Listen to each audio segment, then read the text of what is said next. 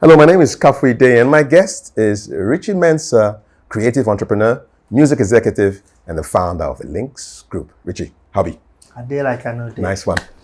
And author, by the way. Yes, thank which you we will very talk much. about pretty Thank soon. you. That's my favorite title. Because right yes, now. it's your fault. Yes, it's my fault. Yes. But let's go to the beginning. Okay. Earliest memory ever. Earliest memory ever. Yes. I for some weird reason, I remember when I was 5 and I was at Burma camp and I was playing with my brother and he threw a stone and hit my head. That's my earliest memory. What was the argument? It wasn't an argument. We were just playing games. And he threw a stone in my head. Were there consequences? I mean, I just small bleeding and stuff and that. Nothing happened to your brother from No. nobody was the there. normal punishment. Okay, how did they punish him? That I don't remember. I don't know why this memory is the first memory in my mind. Big brother? Yeah, big brother. Okay. Was he sorry? Oh, of course. I hope. But what was punishment like in your home? Okay, so my mom's a teacher. Her punishment was, my mom is the kind of person who understands, listens, straightens you. Okay. I know that's how. Understands, listen, and then straightens. Exactly. Okay. Well, the order is correct. Yeah.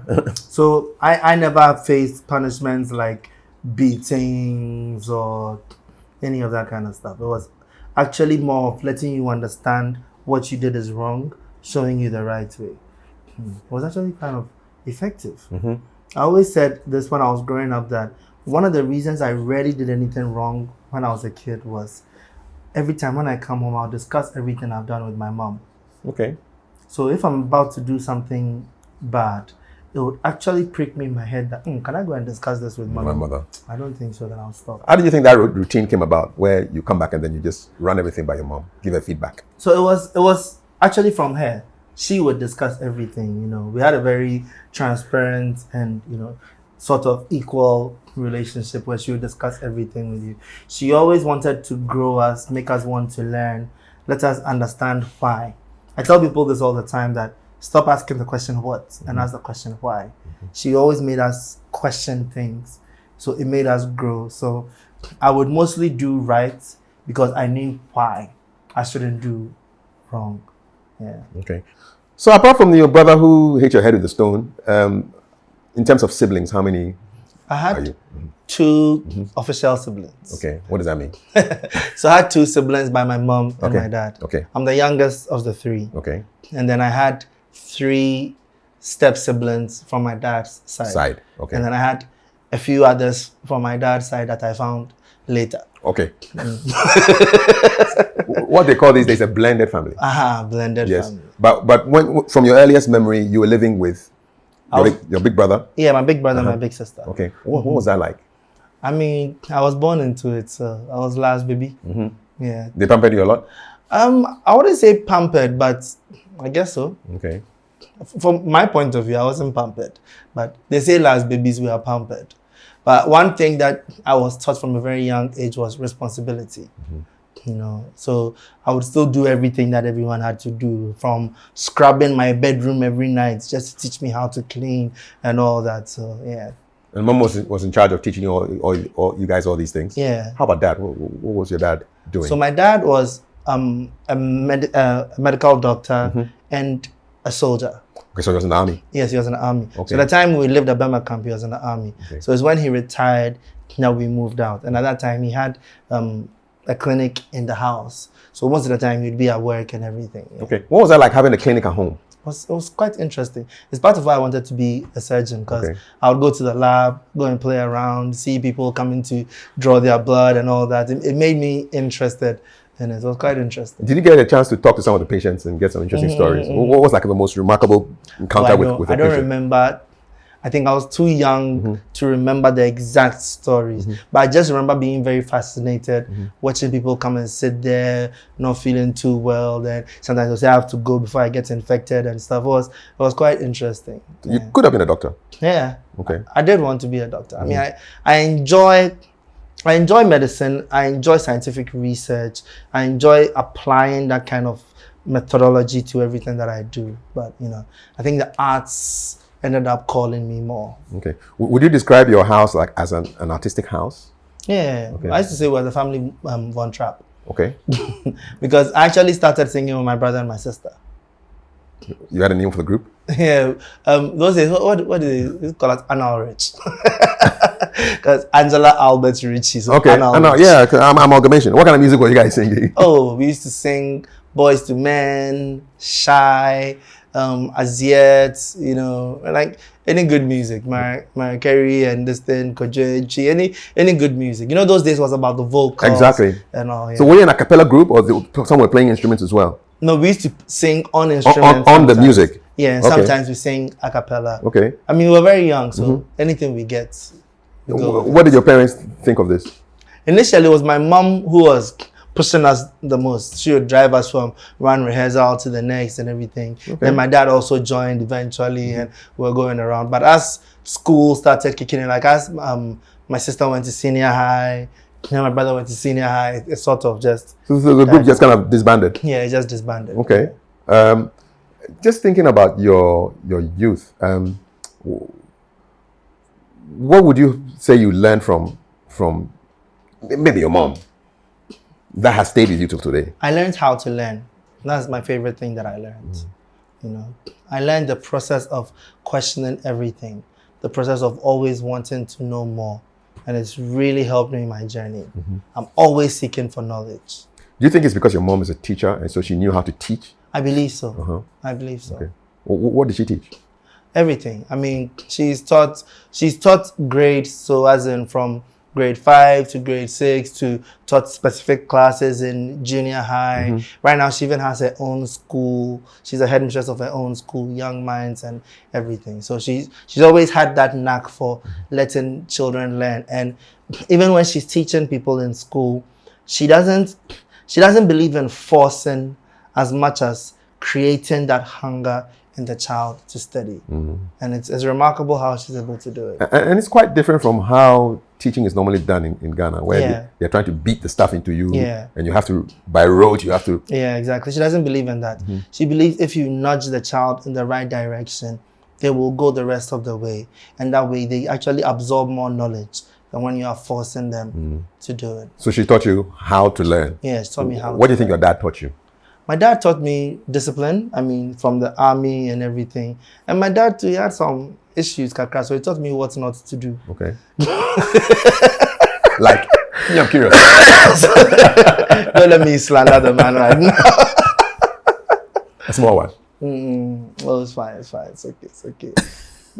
So you know what not to do from that? Yeah, exactly. Okay. I had 2 good examples. An example of what to do, an example of what not to do. Just without you saying, I think you were closer to your mom? Oh yeah, 100%. You were. And you said dad was a disciplinarian. What did discipline mean to him? He wasn't even a disciplinarian. He was more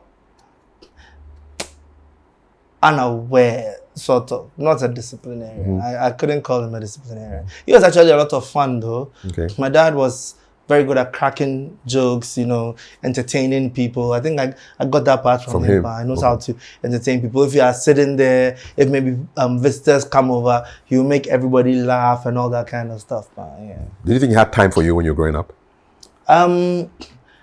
He was present, not present. Half and half. You think you missed anything from that? The present, not present? No, not really. No? Not really. Life, dear, everything is your fault. So you make the decisions based on what you've been given. Okay. And then, so primary school, would you say at that age, yes, you wanted to be a doctor? Yeah. And then it takes you to JHS? It's actually senior high that my path started changing. Okay. All through JHS, I felt the music was a by the way thing. Like, oh yeah, I just do this thing for fun, but I didn't consider it as an actual profession. At that age, did you know any professional musicians who you thought, okay, maybe, they're doing music? Interesting. Not in Ghana. So anybody I knew was somebody I was looking at from far away. Like I would watch Boys to Men, I would see their success, watch what everybody was doing and think, oh, that's nice. But I never actually saw myself in that path. I think because I always didn't see myself as just a singer. So whenever, and singers are the brightest and the loudest in the industry. Yes. So when I look at a Michael Jackson, when I look at an Usher, look at an R. Kelly, look at Kojo Inchi, look at Daddy Lumba, I admire them, but I didn't see myself as that. So when I went to senior high and I started understanding the industry more, and then I look at a Timbaland, then I look at a Berry Gordon Jr. Like a producer. Yes. Then I started realizing, okay, there's more. There's more to this. I could be that person.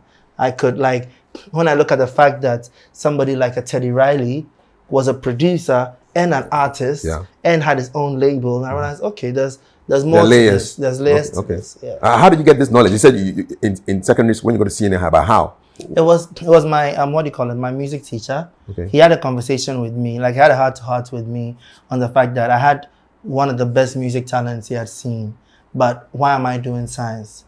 Why didn't I enroll and do music? He was even trying to convince me to switch from science and do music in Motown. But then could you play?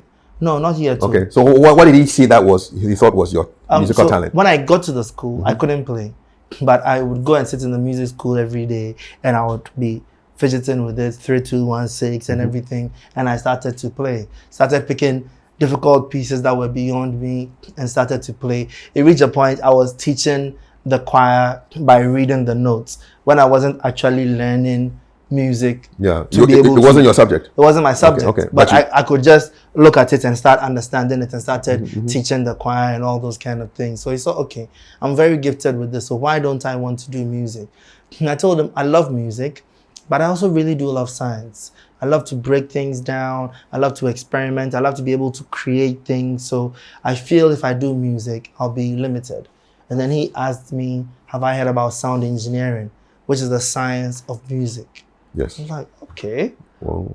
That's interesting. That was an aha moment. Yeah, aha moment. So I went and I started doing research and I saw what sound engineering actually was, started doing more and more research, and I saw about sound production and everything. So I said, okay, I think if I follow this route, I can combine my two dreams.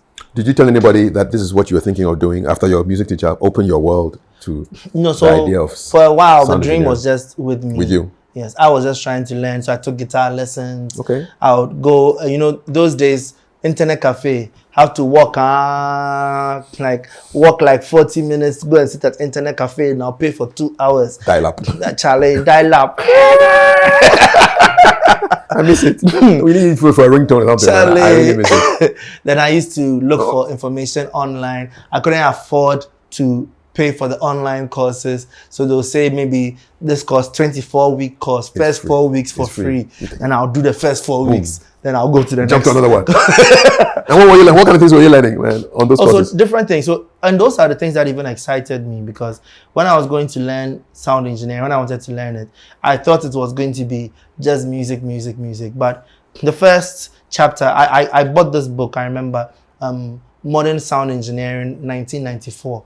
Funny, I bought it in 2003, but the only version in Ghana was 1994. Is it by a guy by a big mixer board? Yeah, you know yes, the book. I know the book. Black and red. Yeah. Yes. So the first chapter of the book is all biology. Biology? Yeah, because the first chapter of the book is talking about the ear. It's talking about how the ear interprets sound and everything. Then the second chapter is all physics. But the second chapter is talking about waves, how sound waves interact. Then it's talking about frequencies and everything. So I started to realize, it's science, man. It's science. Science. Yeah. Oh, your teacher was right. Yeah. So it drew me in more, And in those days, there was no professional way to get to study sound engineering in Ghana. I actually inquired about going to study abroad. Then when I saw the school fees, I said, it's enough. It's okay. In America, right? Yeah, in America. Huge money. It's crazy. Numbers with plenty zeros after. Plenty zeros. And that was separate from the tickets to how I was going to live there and all. I said, oh, no. So I just had to learn it on my own. So you're doing all this research when you're still in school? Yeah. In Achimota School? Okay. Of course, you write your WASI. How did that go? Oh, went great. Okay. Hey, what did I even get in WASI? I don't even remember. I think I got 4 A's, 2 B's, and 2 C's or something like that. I don't even remember. Hey, I've thrown it away. Wow. 22 years ago. It's a long time. It's a long time. So WASI happens. Have you, by that time, created your first song already? Oh, I'd created many songs. Okay. Many songs. I used to write songs for fun in the music school. I used to even dash songs out as birthday gifts, you know. Okay. All right. Somebody's birthday, then you write a song for them. I write a song for them right now. No. Okay. I enjoyed pouring out my creativity through songwriting. But after Wasi, I wanted to take this on like more seriously. So now the tough part was convincing my mom, because she was the only person whose opinion could affect my trajectory. Tough part was convincing her that I want to throw away the education and follow a path of music. How did you lay out the argument? I mean, first I was just like a stubborn child who just said it. And then she made a point that, but then it's not safe because then you're throwing your music away. You're throwing your education away. So then I thought about the fact that I had 1 year, you know, between senior high and university. We had a 1 year break. So I told her, okay, then within this 1 year, allow me to set up a studio in the house, start producing, start doing what I can. If by the time we're getting close to uni, I've been able to make something of myself, then you allow me to continue with the music. If not, I'll go back to uni, continue with the path of going to do science, no foul. And she said, okay, so let's go. So you put yourself on a timer, really? Put myself on a timer. Clock was ticking. Yeah. So how do you get about fixing the studio? Hey, fixing the studio. Which room did you use? First of all, I used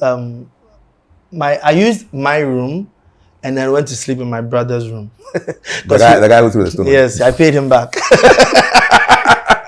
So he was in uni at the time. Okay. You know, so while he's not here, okay, his room is just lying. Why not use it? Yeah. So I went to sleep in his room and then turned my room into the studio. What happened when he came back from school? He had to share the room with me. You didn't write a song for him to compensate him? I compensated him with the music. So your room is now turned into a studio. Yeah. How do you equip it? My computer, you know how we have like, remember there was Pentium 1, yes, Pentium and 2, 2? Yeah. Mine was Pentium MMX. That time they hadn't started numbering it yet. Okay. It was so slow. What year is this, man? This is 2003. Okay. But I don't mean computers were slow. I mean, yours. For the year, okay, my computer was slow because I had no budget. No. I had no support yet or anything. How did you get that computer though? It was just one of the, like some old computer that was there that maybe every once in a while I used to do things. So it was just some old wretched computer. Then for a mic, I went to buy, see those old computer mics, the long one, the one that you can like bend. A giraffe. Exactly. Went to buy one of those mics, connected it to the computer. So we used to put it on top of the computer as the mic stand. If you are tall, then I have to put my biology gas under it. If you are tall, then I'll put my physics gas. Then I'll add my chemistry gas. So I was still using the science. Of course, physically, man. Yeah. So that's how it started. And then what software did you use? Oh, I was using FL Studio. I had my friend who don't come and arrest me, but had my friend who got it all for me. Okay. Illegal download, you know, because we don't have money to buy it. Yeah, those are the early days. Yeah. So I actually started on Cubase first. Then I went from Cubase to Logic. Then I went from Logic to FL. Okay. And then I said, ooh, I like this one. So I produced in FL, but then I didn't enjoy recording in FL, so I used Cubase to record. Where did you record the vocals? In the same room? Yeah, in the same room. Did you create a booth? No. No money? No money. The mic is on the computer. As I'm sitting here, you're sitting there, you're going to record. So you just keep very quiet and do things. And it taught me like very valuable lessons. For instance, one of the ways I learned how to do noise reduction, which is why I'm so good at cleaning up sound for movies and stuff, was some day that I was trying to record a song. The idea has come, I want to record. And there are carpenters in the next house, making noise. They've been at it for like 4 hours. I can't wait anymore. So I had to do some research on noise reduction. So that's when I learned if I keep recording their sound, I can isolate just their sound. So that now when I record and their sound is playing, I can use the noise reduction to identify that sound and take it out of my vocals. So you were recording with the people still making their noise? You didn't mind? I didn't mind. I learned a new trick. Just explain to me how you take the banging out. Okay, so with the noise reduction plugins, it needs to identify a sound. Okay. And then when it identifies it, it can isolate it out of the wave frequency. So first I had to record them hammering. Okay, so you went and purposely recorded Just right there. while in the studio. Yes, while in the studio. Okay. So without any music playing. Exactly. Okay. So I just record and it gets the pang, pang, pang. So when I record that, then I capture that noise profile. And then I do my vocals and the pang, pang, pang is under. So then when I put my vocals in the plugin, then I load that sound as the audio profile. That it should identify. Exactly. And it takes it out. Yeah. And it was clean. And it was clean. The carpenters didn't know. They didn't know. They were my lecturers for the day. They didn't even know. What kind of keyboard were you using? Hey, I didn't have a keyboard. I used to produce on the computer. On the computer keyboard. Yes. That was all these things that taught me such valuable lessons. Because I remember, because I couldn't afford a keyboard and I used to produce on the keys, everything was so robotic. And I couldn't understand why I would produce a song and I realized that it doesn't sound natural. You can tell that this wasn't produced with a real keyboard. So I kept thinking about it. Then I realized what it was. I realized that it was missing the human element. Because when I'm playing on the keyboard, like I'm plotting the keys. So I put it on C, then I put it on D, then I put it on F. Then do you get me? I'm plotting it. Yeah. So I realized the volume level of each one was the exact same. And the quantization was perfect. So when you hear it, you hear that it's computerized. It's very mechanic and exactly. Yeah.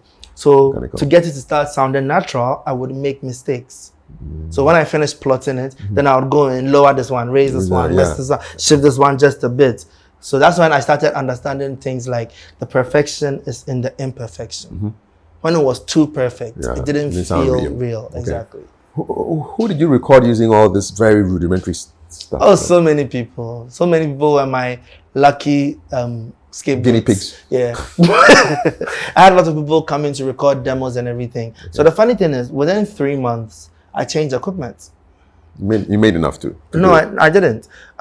Within 3 months, I made enough to buy a mic. That one said when I went, I remember those days, the mic was 420 cedis and I couldn't afford it. And then I went to Accra, went to some other shop. I saw the same mic. It looks like the same mic. Now I was 30 cedis and I bought that one. Did it perform like that mic? No, it didn't. But who cares? It was an upgrade from the computer mic. Yeah. But after a while, after 3 months of doing this, now big people started to come to the studio. Name one. Amanzaba came to the studio. Okay. Yeah, he came to work on a project with How did he hear about you? How were you advertising? I wasn't advertising. This person will go and tell that person, hey, Charlie, there's some new kid, they play beat too. Then this person will go and tell this other person, do you get me? So Amanzaba enters the studio. Did he call you before he came, or he just turned up one day? He just showed up with one of the artists. He was mentoring the person or so. Okay. So he was coming to check the person's music and all. And he entered the studio and I was like, you recognized him? Yeah, how can I not? So I was wild. So when all these things started happening, what my mom did was she now went and took a loan. Oh, nice. So she used her salary to take a loan. And then with that, I stepped up the equipment a bit more, I bought a proper mic. It was a dynamic mic, not a studio mic. When you say dynamic mic, what do you mean? So a dynamic mic is the one you use on stage. Okay. That one is not meant for studio. But I still couldn't afford the studio one. The studio condenser mic. Okay. So I bought the dynamic mic like that. And then I built my first booth. It was a very small booth. For singing it? Yeah, for singing. Okay. You have to shift yourself. And I remember that booth cost me 78 cedis. Who built it? Oh, a carpenter. He became my friend. He even ended up naming his son after me because we became friends. Nice. I remember because every carpenter I met before him was charging me between 150 and 200 and I couldn't afford. And he said he would do it for me for 78. What an odd number, man. 78. I was stuck in my head. Yeah. 78. I remember, and even now I had to do it with him because he couldn't bring extra minutes. He's hammering and I'm hammering. Okay. Then we are sticking there. How did you make it soundproof? Oh, we bought cushion. Yeah. Then we'll stick it on. Then we'll glue it with carpenter's glue. That's when I learned that you can get high from carpenter's glue because after a few hours, starting to get there. We just kept going. You know, it's not easy. Yeah, I can't. People don't know these things. Yeah. I think I started and it was just. So you built your own booth? Yeah. Really? And did you get a keyboard finally? No, still didn't have enough computer money to buy the keyboard. Okay. But what I got was, so my friend Edwin, he used to play in church. What instrument? Keyboard. He plays keyboard. Okay. He's actually he has his doctorate in music, okay, in keyboard and everything. So he played keyboard in church. So what we would do is that forgive me, okay. You are forgiven, my brother. Forgive me.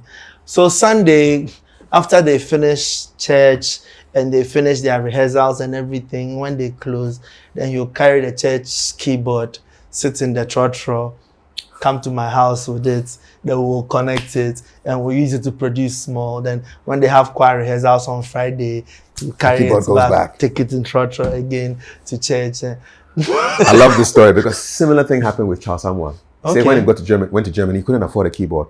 So he linked up with a guy in a music shop. So on Fridays when the music shop closes down, then he brings the keyboard, Charles Samuel takes it home, and he doesn't sleep the whole weekend. Because that's your time. Teaches himself keyboard, and on Monday morning, early morning, he brings it back. The guy so mine was the reverse. Reverse. Yours was on Monday. You had weekdays. Yeah. He had weekends. Charlie, it's crazy. Things you have to do to How long did that arrangement last for? Oh, for a long time. I can mention many hit songs that were produced on that keyboard. Frema was on that keyboard. Gimme Blow was on that keyboard. Whistle was on that keyboard. Whistle was on that keyboard. Wow, so many songs. What kind of keyboard was it? It was a PSR 340 Yamaha. Yamaha. Yeah. I need to get that keyboard. I think just for nostalgia purposes.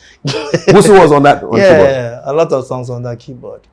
I actually couldn't afford a keyboard for a long time. The first time I was able to afford a keyboard was actually Abraham Ohenijan, who paid me for a commercial. They were doing this Nescafe competition, Nescafe African Revelation. Yes. So he paid me for a commercial, and when I got paid, I was like, go get your keyboard. Yeah. Right. Another Yamaha? Oh no, this time I actually got a MIDI controller. Okay. Yeah. What's the difference for those who don't know? What do you call it? A keyboard or a piano, a frequencer, whatever they call it, a sequencer has sounds in it. But a MIDI controller doesn't have sounds. It picks the sounds from the computer. So because I'm producing and I'm using the sounds from the computer anyway, it makes more sense to be able to use the MIDI controller. Okay. Yeah.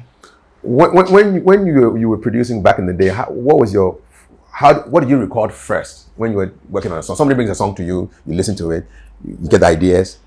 What do you record first, generally? I mean, I think it always started with the beat production.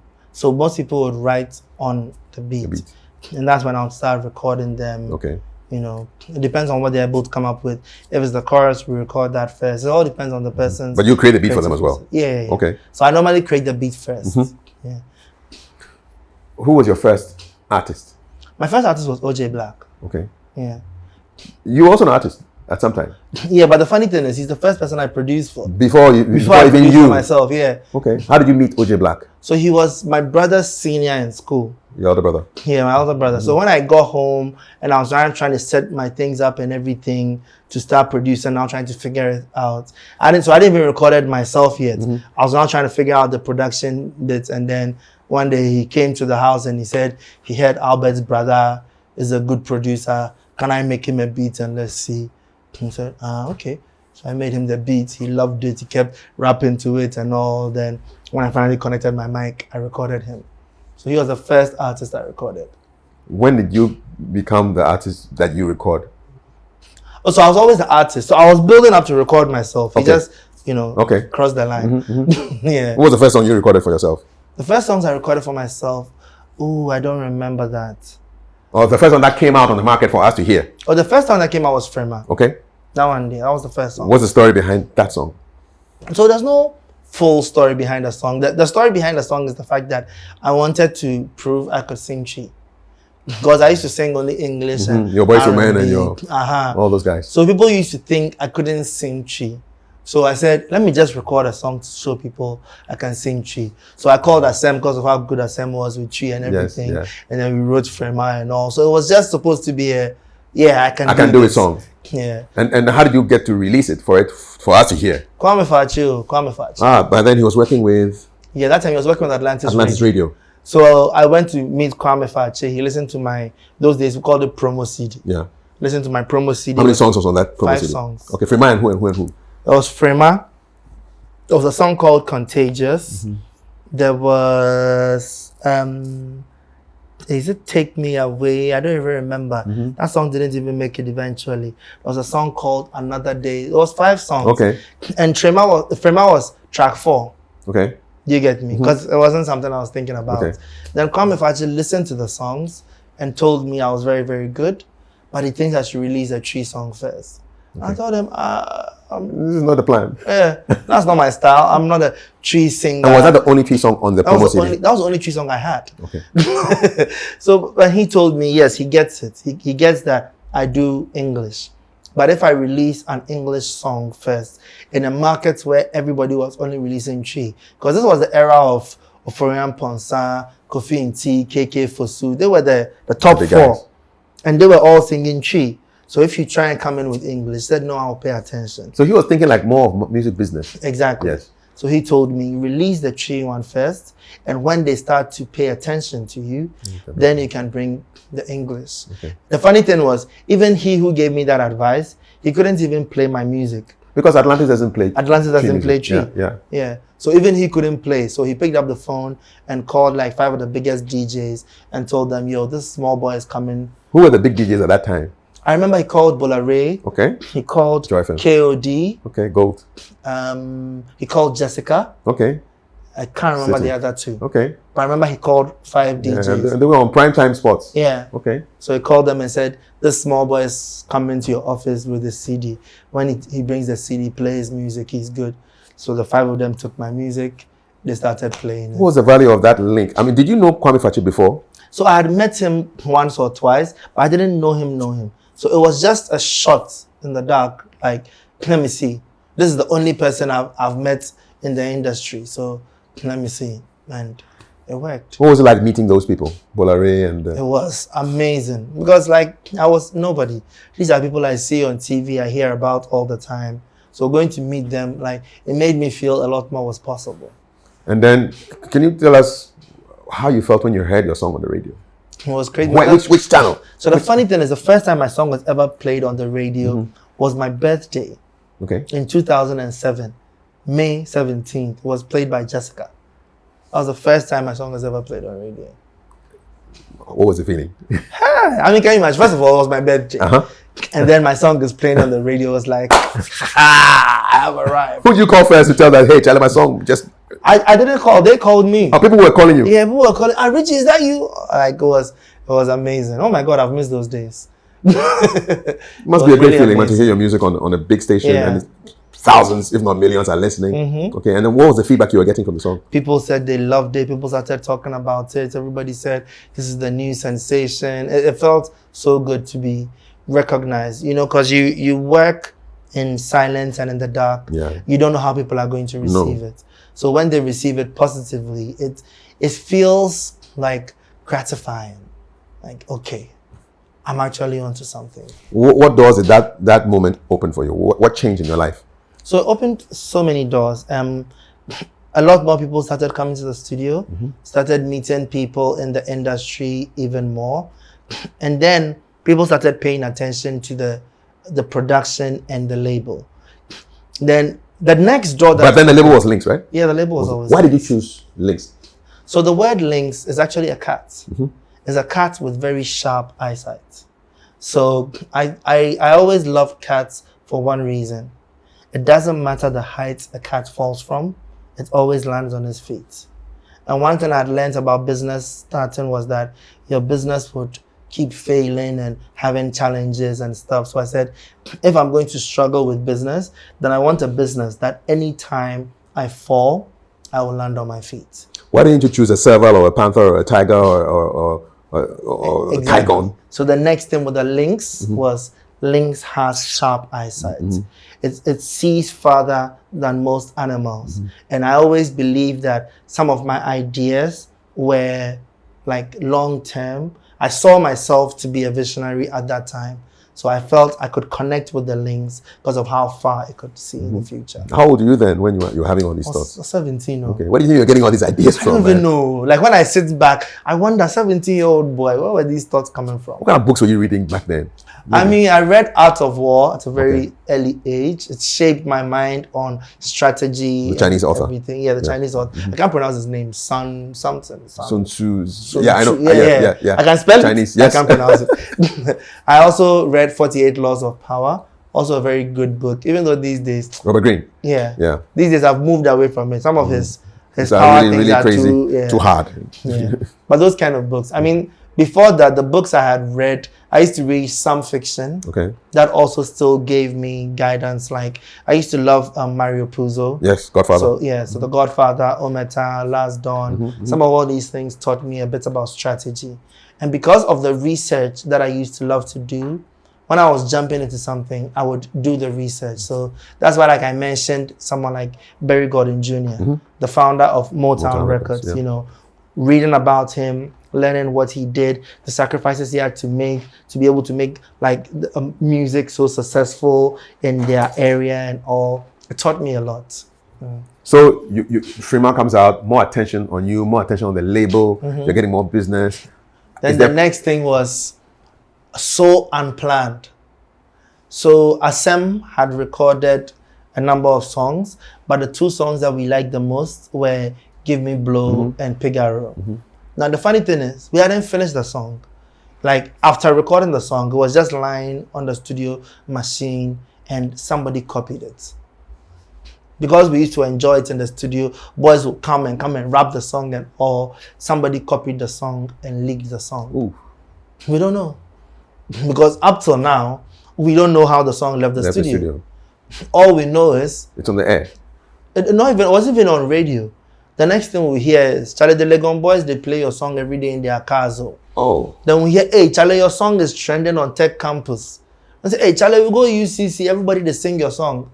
So the song started, so those two songs, Give Me Blow and Figaro, just started to do well everywhere without any push from us. They were mixed, everything. They weren't mixed. They were unprepared. Oh, no. Yeah, they were just demos.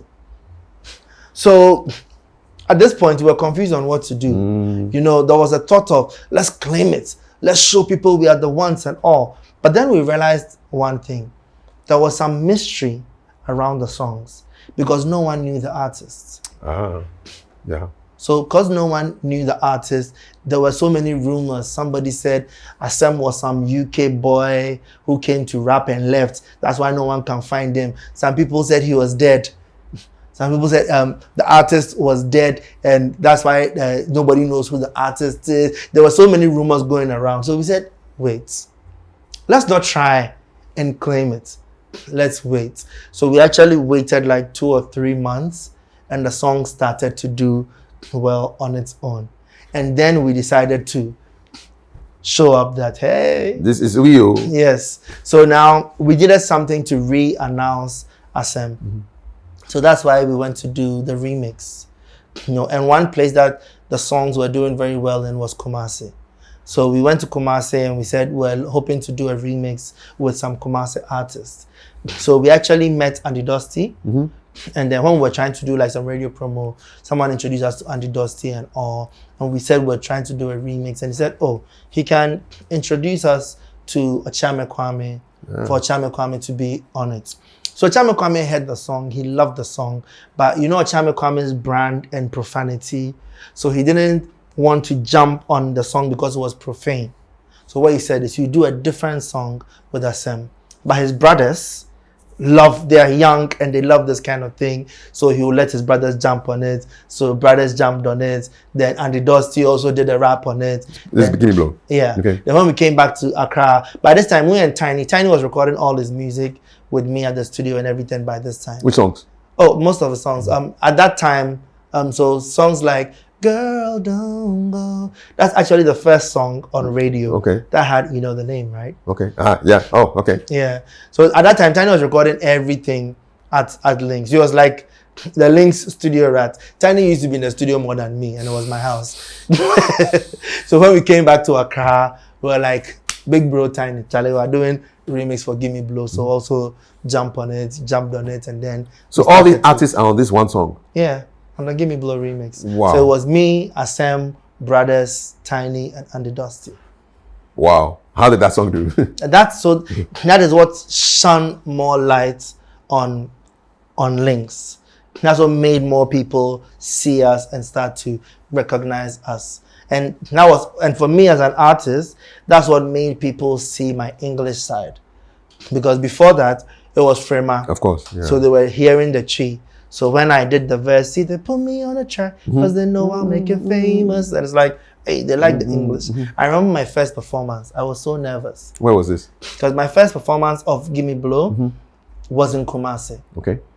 And if any place is not going to accept English, It will be Kumasi. it will be Kumasi. Which venue was this? City Hotel? No. It wasn't the hotel. It was a park. Okay. It was an open air. Okay, open event. Yeah. So I was very, very nervous that they'll think I'm doing a prophesyment and they would want their, their guys to come. Yeah, their high life guys or something to come. So then the song starts, then boom, so it starts. And when I start singing, see, they put me on the track, then I hear them sing, because they know I'm famous. They let the song finish. I said, hey, what's happening? And then they sang the verse with me from beginning to end. Yeah. I was like, okay, they took it. Okay, it's gonna work. Yeah, why not? Yeah. Wonderful experience. It was great. What were some of the challenges around that time? What were the challenges? Yes, what weren't they? Everything was a challenge. We didn't have money. We didn't have guidance. We had no idea what we were doing. We were just a bunch of happy kids trying to figure things out on the go. We didn't have the attention. When we got the attention, we didn't have the structure to match the attention, Like everything that I know, I have learned it the hard way. So the challenges were consistent. But I love that because it's the challenges that have built what we have now. Roughest or toughest day back in the day? Toughest day. I remember the toughest day. So we actually got investment. So after Frema started playing on the radio and everything, there were two UK guys who came around and said they wanted to invest in what we were doing. And it was very, very exciting and all. So they said they wanted to invest, but they would leave the creativity to us. And we said, okay, cool, because that's perfect. Yeah. Because one of the things you're afraid of with investment is they would want to take control. Exactly. So we started, and then now when maybe it's time to do this promotion, they would be fighting with us and that, no, do it this way. Then when this other creative problem comes, they'll be fighting with us that do it this way. So there started being a lot of arguments on the creative side. And I felt that was against what we had decided. So when the arguments were coming, then one day one of them called. So the one who had the money called and said, honestly, he's not interested again because he doesn't like the fact that his opinion isn't heard when it comes to how to do things. So he thinks he would much rather just walk away. And it was like, uh-oh. Taking the money and going. Yeah. Because at this time, so we had shot the music video for Frema. So they had paid for the music video for Frema. That's the only way we could afford it because small boys, how are we going to pay? So this money going away meant, how do we shoot the next video? How do we promote? How do we do anything? So it was sort of like end of the road. What do we do now? All we have is the creativity. But this time, so the music video was shot by Abraham Ohenijan. So by this time, he had become sort of like a mentor. He used to give advice and everything. So he saw how down I was when funds were cut, and he told me I shouldn't worry. So from 2007 to 2011 or 2012, for like 5 years, Abraham shot all our videos for free. Wow. Never charged one cedi. What does that mean to you, man? Like that was everything. He shot every video for free. Name the videos. Oh, every video. Pigaro, Gimme Blow, When I Get You, Dirty Dance, One Girl by Easy, Irene, Run Away. We run away. Yeah. Run away. OJ Black, Chalewate. Like, he shot everything for free. Have you ever asked him why he took that decision? Like, he always told me, one thing he kept saying is that he saw himself in me. He saw the fact that I was talented and level-headed, and he felt I had a good future. So he wants to do his bit to be able to, like, help in that creating of that future. What's the impact of a good video on a song? What does it do? Amazing. Especially in that era. You know, in that era, getting a good video was very, very difficult. There were two good video directors in that era. There was OM Studios and Famous Films. That was it. It's not like these days that a lot of directors are there. It was only those two. So getting a good video was a very big deal. So to get consistent good videos, it was amazing. But the truth of the matter is, that's not the most value that I got from Abraham. It was the advice. He was like always giving me advice. He's so knowledgeable. Like, AB knows so much about everything. He will be talking about painkillers today, then he's talking about marketing the next day, then he was talking about everything. So for years, I went to OM Studios every evening. I would just go and sit there and be chatting with him. AB likes to share knowledge. So once you chat with him, he will share knowledge, and then I would learn so much, and I'll go home and I'll come back the next day. For your next dose? Yeah. He was so instrumental in me growing in the industry.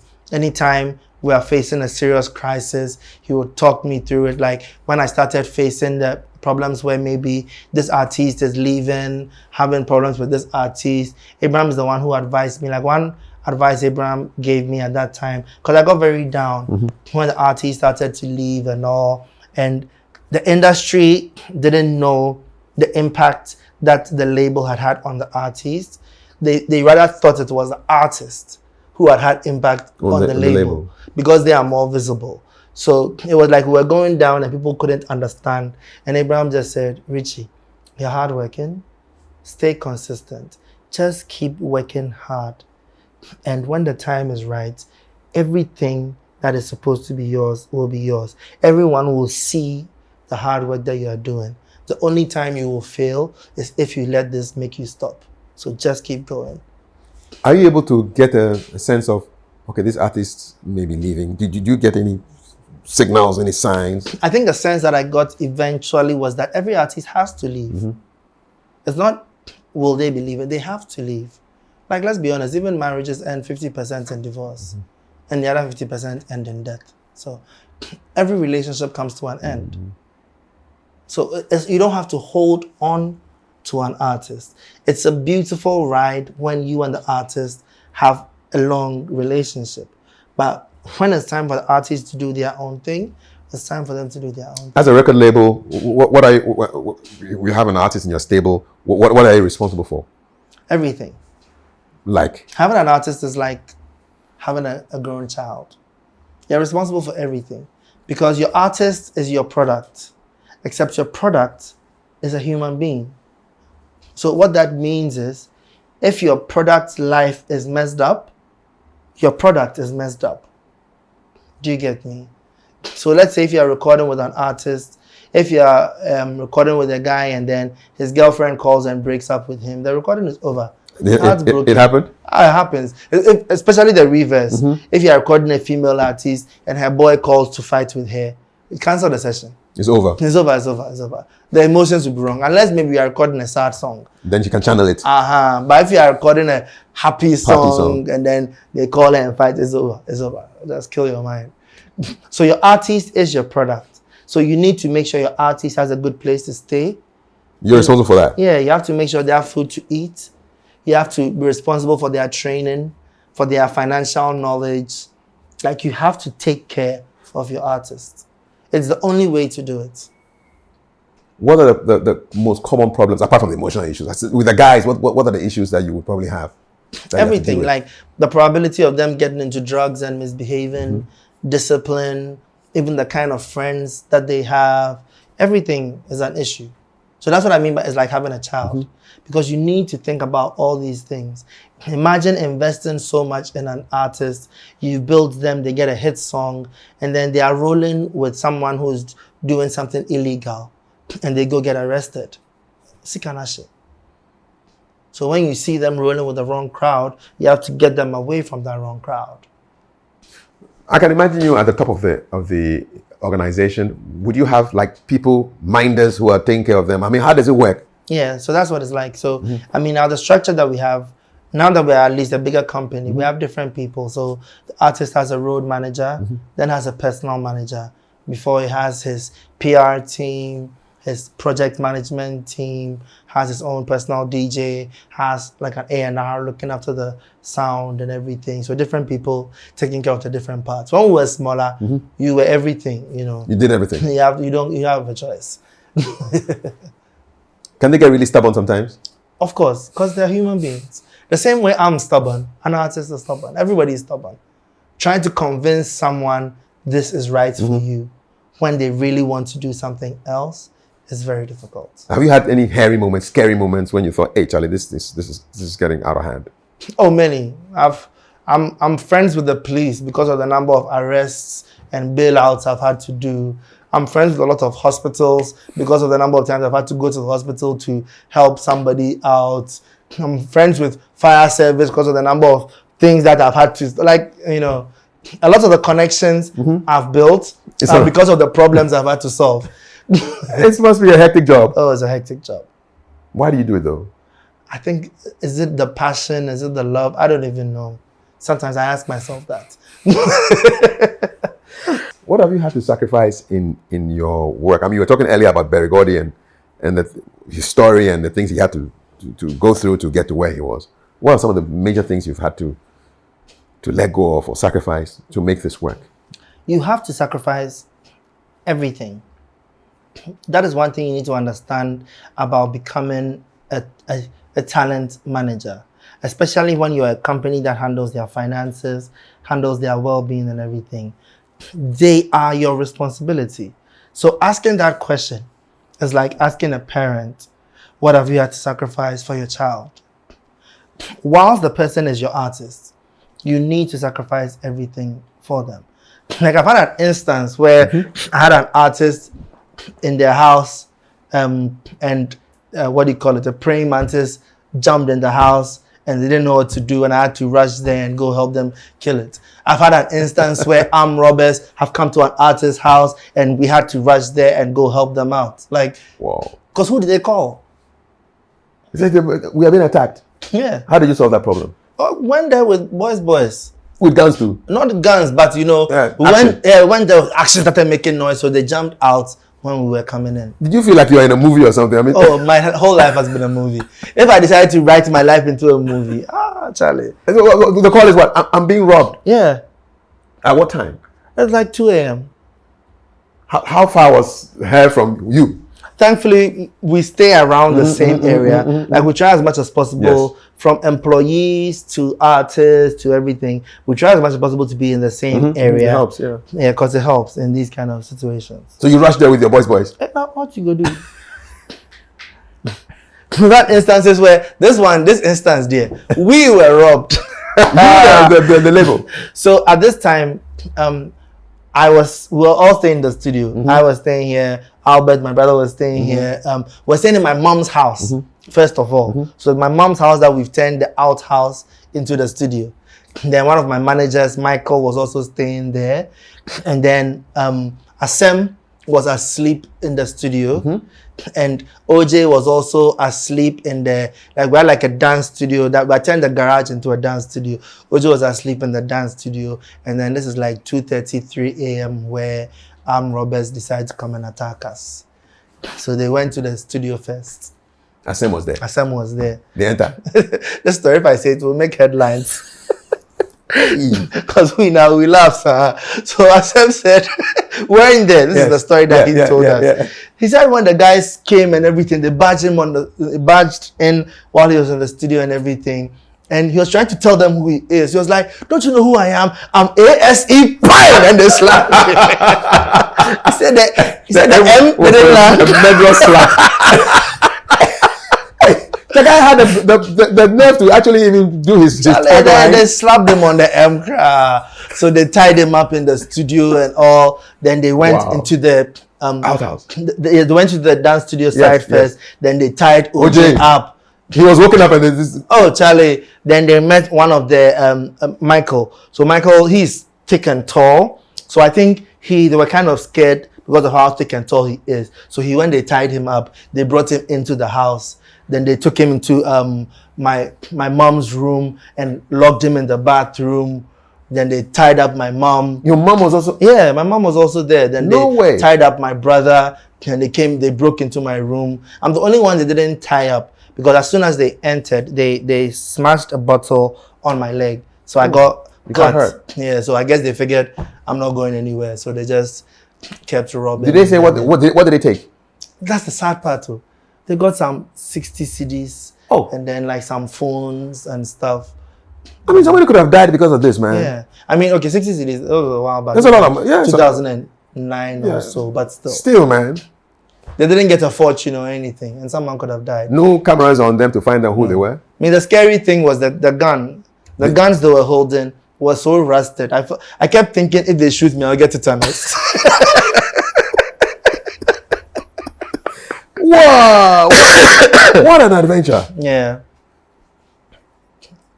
The life and times of a record label. Oh yeah, we faced a lot. As for the police station visits and bailing people out of police, it was a lot. Standard fare. It's standard crowd. It comes with it. And I have police people on speed dial. If you go on my phone and you press police, you see plenty numbers. Plenty numbers. Which was your favorite station? I'll say it. Which one did you go to most? They'll be watching me. It's okay. Aye, my guys. They know themselves. Sometime, man. Yes. Sometime we actually got arrested at the police station. We got arrested near Cantonment. Okay. So they took us to the headquarters. Yes. We did back and forth, begged, said everything, sorted this person out small. We did everything before eventually, after some hours, they released us. So they released us. Then we're driving back to Achimota. Mm-hmm. Then when we were getting to the studio, what do you call it? Patrol car stops us. We look at, it's the same guys, and they say, we're going to get you again. Go. Thank God, man. The same guys. Same guys again. Oh, wow. But yeah, because of the adventure, I mean, you can look back at them now and smile, but when the thing was happening, I don't think it was funny, man. So the funny thing is, I've learned to laugh in the moments because I've come to see no moment is permanent. Mm-hmm. So even when it's the craziest moment, I realize, this is going to be another good story to tell one day. As you're telling it right now? Yep. Yeah. Talk to us about maybe the first of the many awards that you've won. The first award I ever won was actually Record Label of the Year. Mm-hmm. Yeah. I won Record Label of the Year, Producer of the Year that year. In the same year? Yeah. This is after how many years? This is the first, right after our first year. Oh, early? Mm-hmm. Is early success advisable? You see, it was early success to the crowd. Okay, but you've been doing it for a long time. Yes, we had been doing things in silence, but the first few music we released succeeded. Mm-hmm. So it's not like we succeeded just like that, but what they saw looked like we succeeded just like that. So, but if you do ask me is early success advisable? No, it's not. Because one thing that happened to us was that I said this thing a few years after when Lynx started to go through rough patches. I explained to the team that the company grew vertically and not horizontally. And what I mean by that was we got more success than our structure was ready for. So you're going up? Yeah, we're just going up, but weren't strong enough to hold it. So when things started to fall apart, I said, no, let's build the foundation properly, But then again, I would also say it was a good thing because it taught me the hard lessons that made me structure the company properly. What's the hardest lesson that you were taught? One of the hardest lessons I was taught is why I wrote the book, that it ends and starts with me. You know, everything is up to me. I need to make it happen. Nobody's coming to save me. Nobody's my knight in shining armor. Nobody's there. So I need to, if there's something I don't understand, I have to learn it. If there's something I don't have, I have to find a way of getting it, you know. So it's a tough lesson, but once you learn that lesson, it changes your life. What's it like doing business in Ghana? Hey, hard oh. I mean, just breathing air in Ghana is hard. How much more doing business? But I love doing business in Ghana because it teaches you grit. It teaches you the fact that, like, the industry is not set up, the industry is not structured, so you can't just plug in and start to benefit. You need to think, you need to maneuver, you need to be strategic, you need to be creative. So the truth is, as difficult as it is to do business in Ghana, if you succeed in Ghana, you can succeed anywhere. What does success mean to you? Success means good health, good smiles when I'm at work, my passion keeps going, and people appreciate what I do. Health first. Health first. That one, I learned it as I grow older. You know, when you fall sick or when you go through a serious health crisis, you come and realize nothing is as important as health. You just want to get well. Yeah. And like a studio engineer, I mean, studio work is normally in an air-conditioned environment. You have no sense of time, and you sit down for long hours. Yeah. How did that affect you? Oh, so many ways. I've had so many health conditions, from having severe spine problems where I had to go to the chiropractor for over a year. Truth is, I actually stopped going because they said I had to keep going for the rest of my life. And I was like, it's fine, I'll deal with the pain. How severe is the pain? Oh, it was very severe, but now I've stopped. I've got the mindset, and Where was it coming from? It starts from here all the way down. I remember the first time that pain struck. I was having a meeting, and out of nowhere, I was just lying on the floor, screaming in pain like a madman. Like bolt from the blue. Just like that. Had no idea what it was. But you know the irony. So the chiropractic center that I went to, the irony is about 4 years before that, when they came to Ghana, they made me an ambassador. So they gave me like 2 years free treatment, and I never went. And then 4 years later, I had to go and pay. Oh, they didn't remember your ambassadorship. Oh, it was too late. It had expired. Yeah, it was painful, though. Yeah, I've had so many different things. I went through hypothyroidism. It was a very big scare, possibility of multiple surgeries and a lot of things. So eventually I came to realize that the only way to, yes, again, it's my fault. You know, prioritizing certain pressures in work had affected my health. So I had to find a way to create that balance for my health.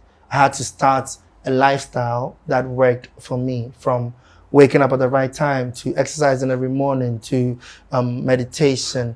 I started to practice wellness, learn more about all these kind of things, because what I knew is the work stress is not going to go down. No.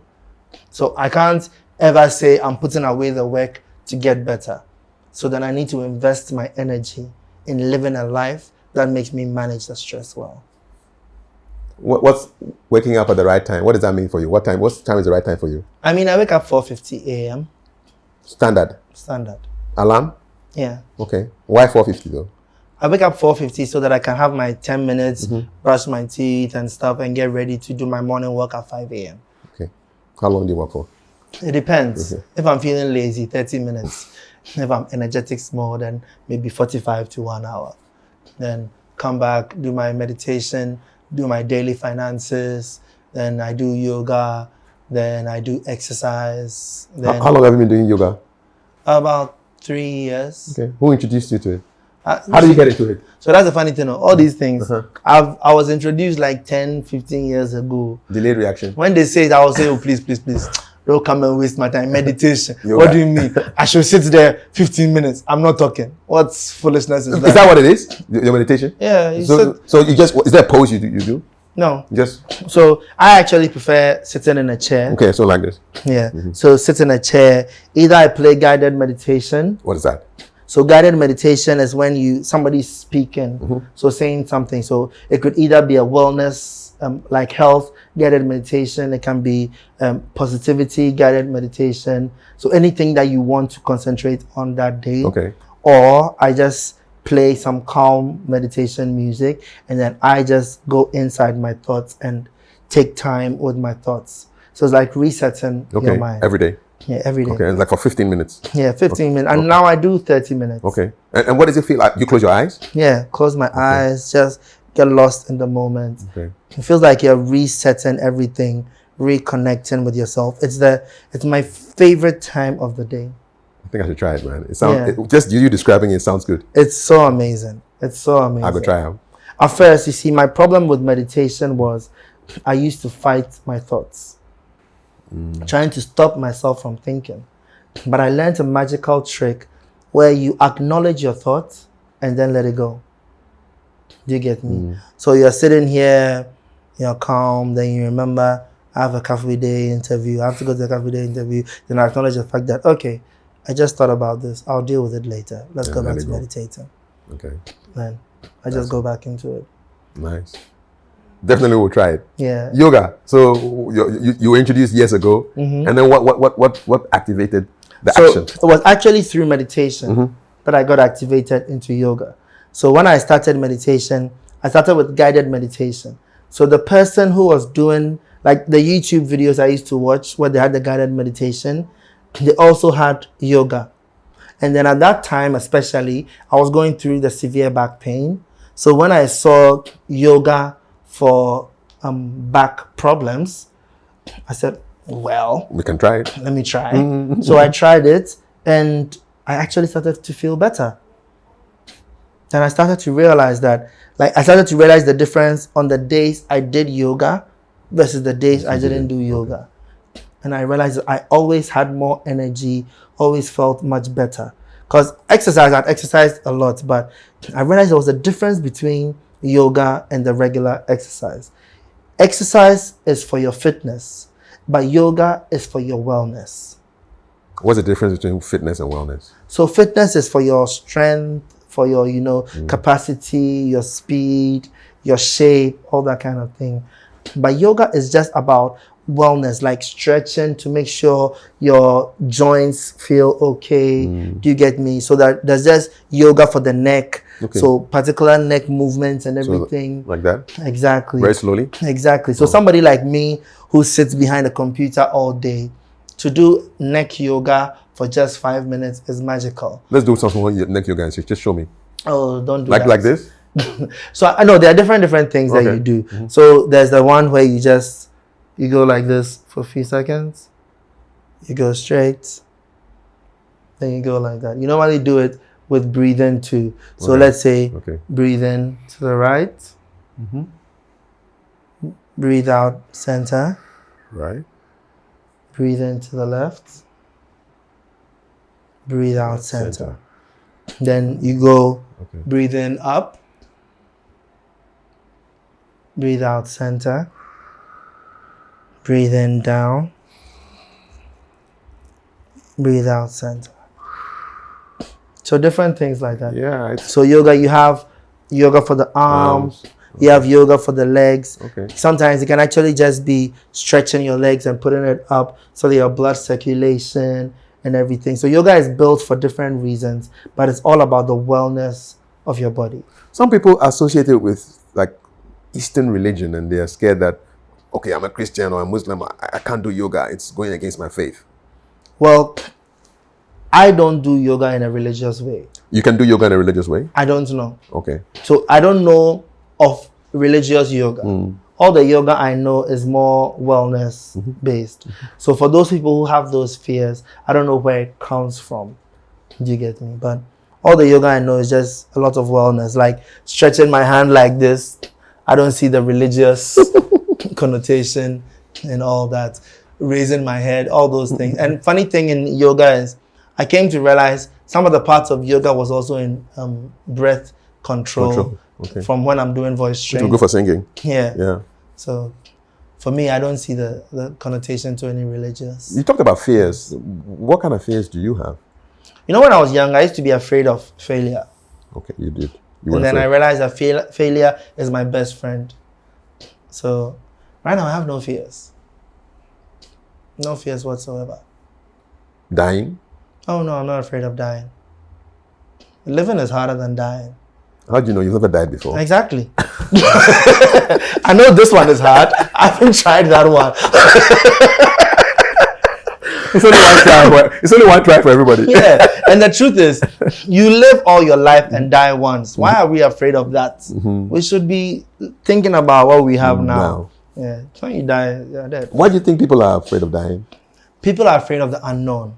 Mm-hmm. And because we don't know what's going to happen, that's why people are afraid of dying. Yeah, because sometimes I think of all my loved ones that I've lost, and I'm wondering, where are they, man? What are they doing? Yeah. And then one day I'll die too. What would that be like? But why think about it? Well, it's not a like persistent thought. And then it goes. You know? Yeah. So me, I love to live in the moment. Mm-hmm. This is all part of the wellness journey and everything. I came to appreciate living in the moment because at the end of the day, all we have is the moment. You know, there's a funny concept on the fact that time doesn't exist. There's no past. There's no future. Because let me ask you this. Where is the past? Can you go to the past? The only time you experience the past, where do you experience it?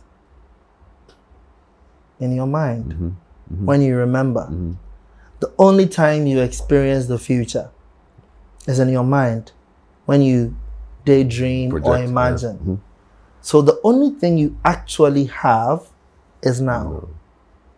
The past, the future, all exist only in your mind. What do you think would happen if more people were thought like this? Life would be so beautiful. Everybody would be so appreciative. Because this is what I have. They say depression comes from living in the past.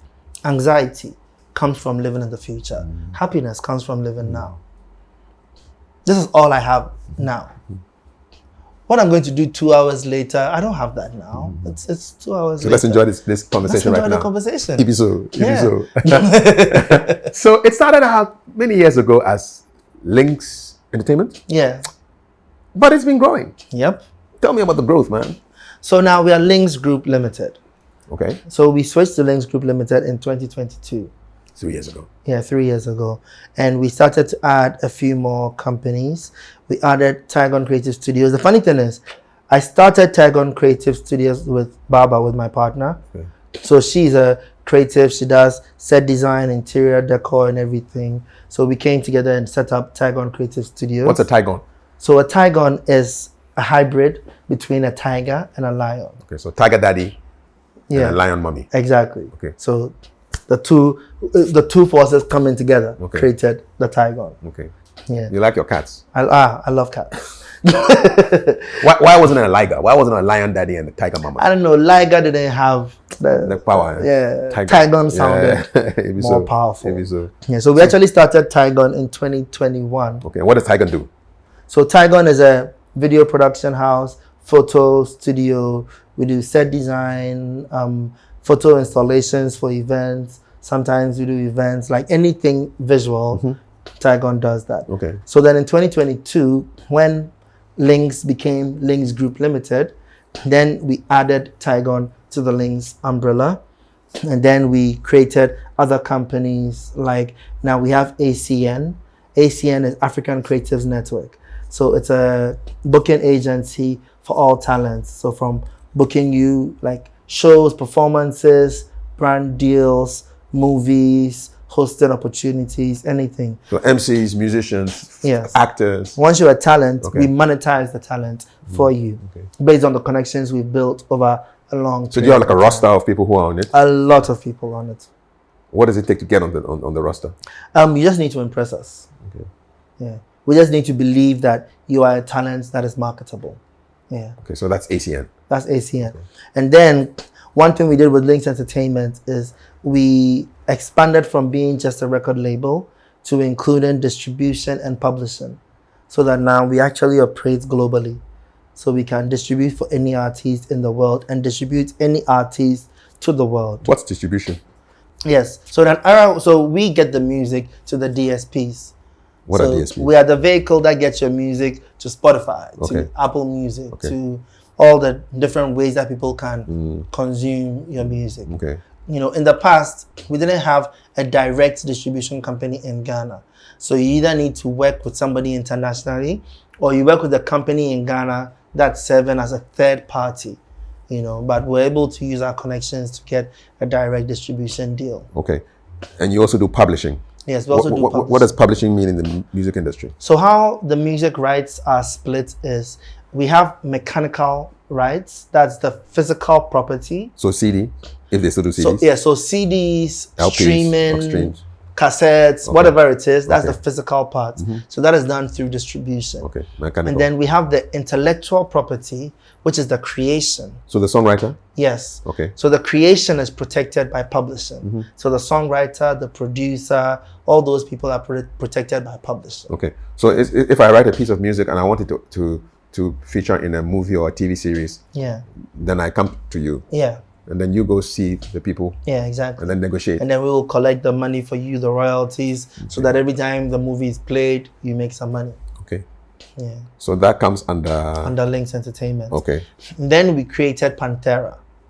Panthera is also another cat. It's another cat, man. Yep. Yeah, panther. So Latin for panther. Yes. Okay. So Panthera is a creative agency. Mm-hmm. So anything from marketing to social media agency to content creation, graphic designing, editing, anything to do with the creative process is done through Panthera.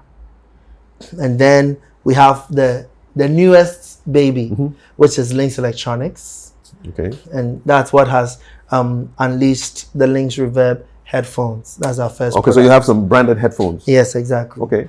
Are they on the market? Yes, they're on the market. Okay. We actually just released a few weeks ago, and now this is exclusive, I guess, because nobody knows this yet. We actually just signed an exclusive deal with Compu Ghana. Okay. So Compu Ghana is going to distribute for us like across the country. Nice. What color are they?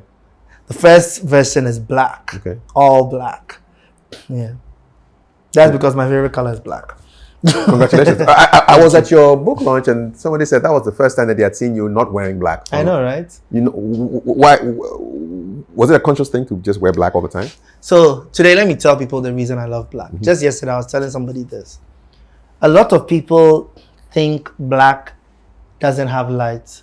But the truth is, if you understand science and understand how color works, black is the presence of all light.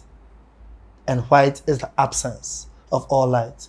Because when the light rays enter the atmosphere, it enters as white. Now, when it hits an object, the object absorbs some of the light and reflects the rest away. So what it reflects away is what we see. So if you see an object and it's black, it means it absorbed all the light from the atmosphere. That's why it's not reflecting any of the light away, which means all the light is present in the black. So that's why I like black, because when I'm in black, I am present in the light. Yes.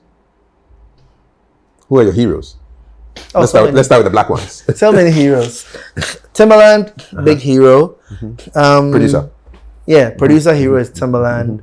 My singing hero, Lionel Richie, Usher, and despite his bad behavior when it comes to music, R. Kelly. Yeah, oh yeah. Yeah. My business heroes, Richard Niamakwe. Yes. Excellent businessman. Funny enough, Elon Musk. That guy has a genius mind. He also has his crazy things. Yeah, but it's the package, man. It comes with it. Yeah. When it comes to my motivational heroes, it's 3 people. Vusi from South Africa, Mel Robbins. She's an author, and then Jay Shetty. What does Jay Shetty do? Jay Shetty is also he's a motivational speaker. Okay. Owns a podcast and everything. Yeah. Political heroes? I don't have a political hero. Okay, no, I do actually. Kwame Nkrumah. What does Kwame Nkrumah mean to Richie? When I look at the things Kwame Nkrumah was able to do, he's such a visionary. he was way ahead of his time. And like anytime I'm passing under the Adami Bridge, I'm looking at the Volta Lake. I'm seeing like how he had those ideas in that time and the guts to execute it. Such a visionary. I'm so glad you didn't talk about the motorway. It's overflogged and it's not even good quality now. But Adami Bridge is still there. Yeah. The lake is still there. These are marvels of engineering. Yeah. What do you reckon led to his downfall? That one, I have my opinions, but one thing I say is that when my opinion is not an authority, I don't want to put it out there to influence somebody who could know better. So what do you think made him successful? What I think made him successful was his ability, to think farther than most people could. Do you think people were intimidated by that ability to see so far ahead that I think it's like people can't understand? I mean, even me with my limited visions, I've intimidated people. So how much more someone whose vision is moving a continent and a nation? So yeah, definitely. How do you know when you find out that somebody is like intimidated by what you are thinking or trying to do? How does that make you feel? I feel it's a compliment. Thank you for being intimidated. Yeah. Does it happen often? Oh, it's happened a lot in my life from childhood and everything. So I just embrace it and understand it comes with a package. I spoke with Eja Konimo recently, and he said he knows his enemies because he created them. And I asked him why, and he said, "Well, if you're excellent, you will create enemies." Exactly. You agree with that as well? Yeah, I think it's a part of life, but I don't accept anyone to be my enemy because I don't think I can be anybody's enemy. You know, when you are walking your own path and just doing your thing, I don't see somebody like, I feel enemy is such a big word to give to somebody because you've given the person power over you. You must have felt hate though in the industry. As in me hating people? No. People so it's like people me. just like hating on you. Oh yeah, I've heard things. People come and tell me this person said this person thought that and everything. But it's fine. Their opinions, they come and go. Anything really hurt you so bad? No, this can't be true. But hey, why are they saying this? Not really. Because I've heard so many things over a long period of time that now it's more like rubber bullets. It just they bounce off me. Sometimes I laugh. You know, one of the rumors I heard very early, which made me not care about rumors again. This is 2007, after releasing Frema, and I was still up and coming.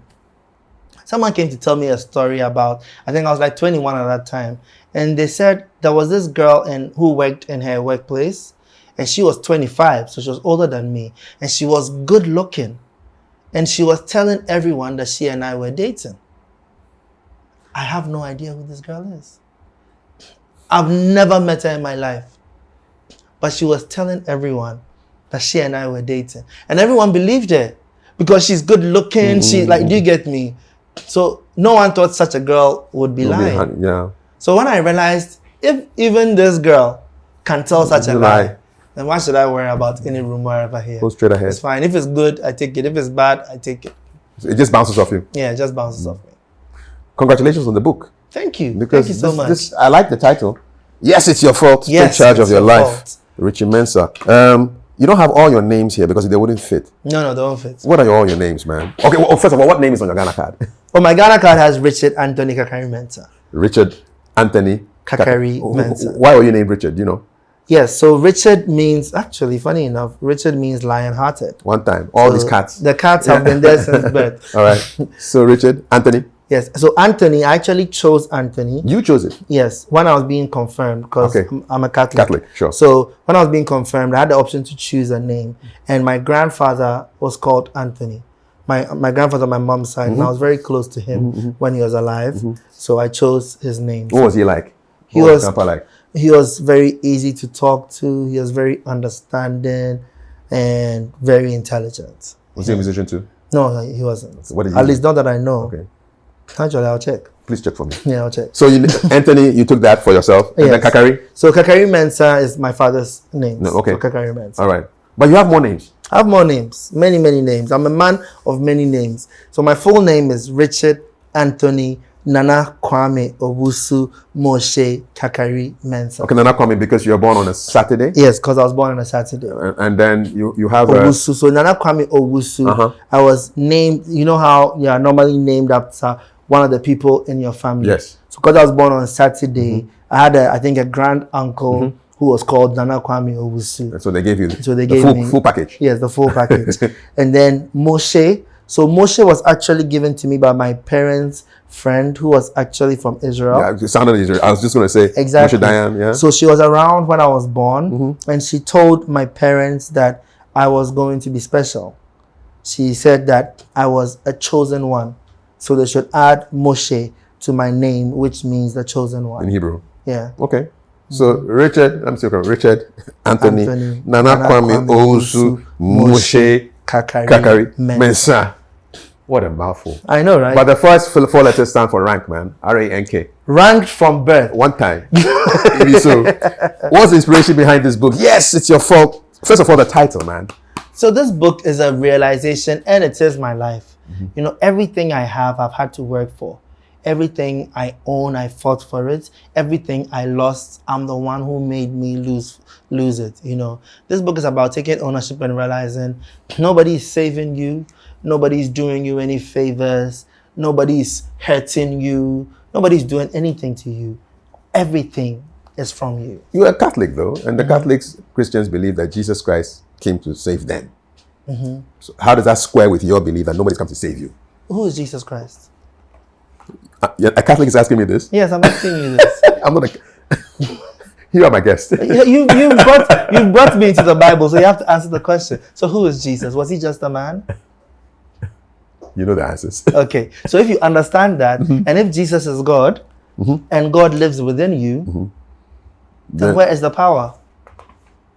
Within you. I think you've answered the question. Thank you. God created you, breathed life into you, and gave you the power to create. So why do we keep extending that power to other people? Sometimes we realize it's an insult to God's creation when we think we need anything outside of us. Everything you need is within you. So we have the full package. Full package and more. Once we know. My favorite number is 7. So chapter 7, the circle of influence. Yes, I love the circle of influence. Thank you. So many people, there are two big circles, right? Well, there are two circles. One is big, one is small. There's the circle of concern. And that is anything that disturbs you, anything that you think about. So the circle of concern has from what you're going to eat for lunch, to the taxes, to the war between Israel and Iran, to the traffic that's happening at Spintex right now. Anything that concerns you is in the circle of concern. And then the circle of influence is a smaller circle that are things you can actually control. Now, so many people spend all their time in their circle of concern on things that they have no control over. They waste their energy, deplete all the effort that they could be putting into productive things on things that they can't do anything about. But to be truly productive and effective, you need to focus all your energy on your circle of influence. Like, you can figure out what you're going to eat for lunch. If you're tired, you can sleep, so you're energized for tomorrow. And what I've come to learn over time is that the more you solve the problems in your circle of influence, the more influence you have. And now you can actually solve problems in your circle of concern. Let's take me, for instance. When I started in the industry, I was nobody. If I needed something done, I don't have anyone to call. I don't have anyone to help me out or anything. But when I built myself, when I built my company, when I built my Artiste, and my brand kept getting bigger, my company kept getting bigger, now when there's something wrong in the industry, because of what I have done for myself, I can pick a phone and call someone to solve a problem because I concentrated on my circle of influence. The same way now I have policeman friends to call. Call them and they come and help you. Exactly. So you need to focus all your energy on what you have control over. What's your favorite number? My favorite number is actually 11. Excellence as a habit. Talk to me about that. So a lot of people think excellence is a destination. They think you need to just wake up and try your best to be excellent and it ends there. But excellence is a consistent habit that you need to build. You need to be excellent at everything you are going to do. If you've been called for an interview, give an excellent interview. If you've been called to go and eat somewhere, eat excellently. Whatever you do in life, be excellent. And excellence is different from perfection. Perfection is unattainable. Perfection is actually quite boring because if you get to the end of the road, there's nowhere to go. Excellence is about doing the best of your ability in that moment. So what excellence means to me today is not going to be the same excellence 10 years from now. In fact, next week from now, my excellence would have grown. But I can honestly promise myself that whatever I do right now will be to the best of my ability. And that is excellence. If you say, be here at 2, I'll be there at 1:55. If you say, wear trousers, I'll wear trousers that cover up to my ankle. Whatever I'm doing, I'll be excellent at it. Like I tell people that when I decided to move out on my own from my mom's place for the first time, I wanted to keep eating excellent food because my mom is an excellent cook. But I can't afford to always be buying from expensive places. So I learned how to cook. So I'm an excellent cook. What's the last meal you cooked? The last meal I cooked was lasagna. I love making lasagna. I don't even know why I like making an Italian dish, but whether it's consomme stew, whether it's lasagna, whether it's my signature, chicken wings in pepper sauce. W. Hey, I wonder if you taste that dish, you go crazy. I'm an excellent cook. So once I say I'm touching something, I will be excellent at it. How long did it take you to become a cook, a good cook? Oh, it took excellent me cook. 3 months. Where were you learning? Who was your teacher? My mom. Hey, Baba, who else will I learn from if she was? She was excellent. Exactly. Still excellent. So she'll come and teach me how to make the jollof, how to mix it. Okay, you have to turn it down at this moment, turn it up here. Which you are doing it too. Learned from her. Then after I learned from her, now I started going on YouTube, watching recipes. Then had a friend who would teach me this. And anywhere I can get knowledge from. So you can cook for people to. Oh yeah. Okay, nice. Chicken and Parmesan cheese. Like, I'm an excellent cook. All right. I'll take you on one of these days. Yes, please. I honestly do believe in excellence. And I think a lot of people settle for mediocrity. What they don't understand is mediocrity is also a habit. So you need to stay away from it. You need to stay away from things like, oh, let's take it like that. No. Oh, it's okay. We've tried. Come on, Yami. Oh, God. You hate that one? Nyame the amount. So sorry, back to God. When you have it, he's giving it to you. Yeah. He'll give it to you. It's like that person who doesn't study for their exam and say it's in God's hands. What do you mean? Why did God give you the brain and tell you to go to school? Now I'm going to write the exam and you're putting it back in his hands. Yes, it's your fault. Yes, it's your fault. That's it. If you fail your exam, it's your fault. And here's the thing that I know when people hear yes, it's your fault, it sounds like an attack. Do they have people taking you on this title? Oh yes, they're taking me on. But what's the most interesting thing you've heard about the title? You see, people come to me and say, but this thing happened to me, this thing wasn't my fault, and this unfortunate thing, is it my fault I'm broke? Is it my fault this? Yes, it is. You see, you cannot control something that was done to you, but you can control your reaction to it. You know, if something bad happens to you and you decide to react poorly, your reaction is your fault. If you meet a madman on the road and he slaps you and you decide to get out of the car and go and fight with him, the cuts you get are your fault. The meeting you were late for is your fault. The people who videoed you and posted you on social media and they laughed at you at work, all that is your fault. Was the slap my fault though? The slap wasn't your fault, but your reaction to the slap. And you see, when I say your life is your fault, I'm not reducing your life to one moment, because your life isn't one moment. It's one continuous moment. So how you react to those singular things is what builds character. Those decisions you take in the lowest shows who you really are. Because, and here's the thing about it being your fault, every action has a consequence. So when you are taking an action, be sure you like the consequence. For instance, you know that if you go to the gym every day, you will become fit.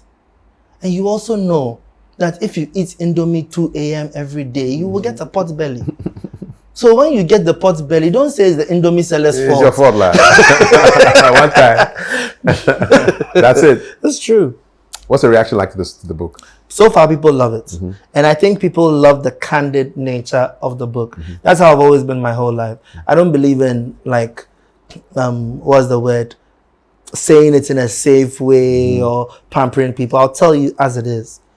Yes, it is your fault. And everyone who's actually read the synopsis of the book or read the book, I had a friend message me, say the book was so powerful and they're so glad they bought it because they feel this is exactly what they needed for where they are.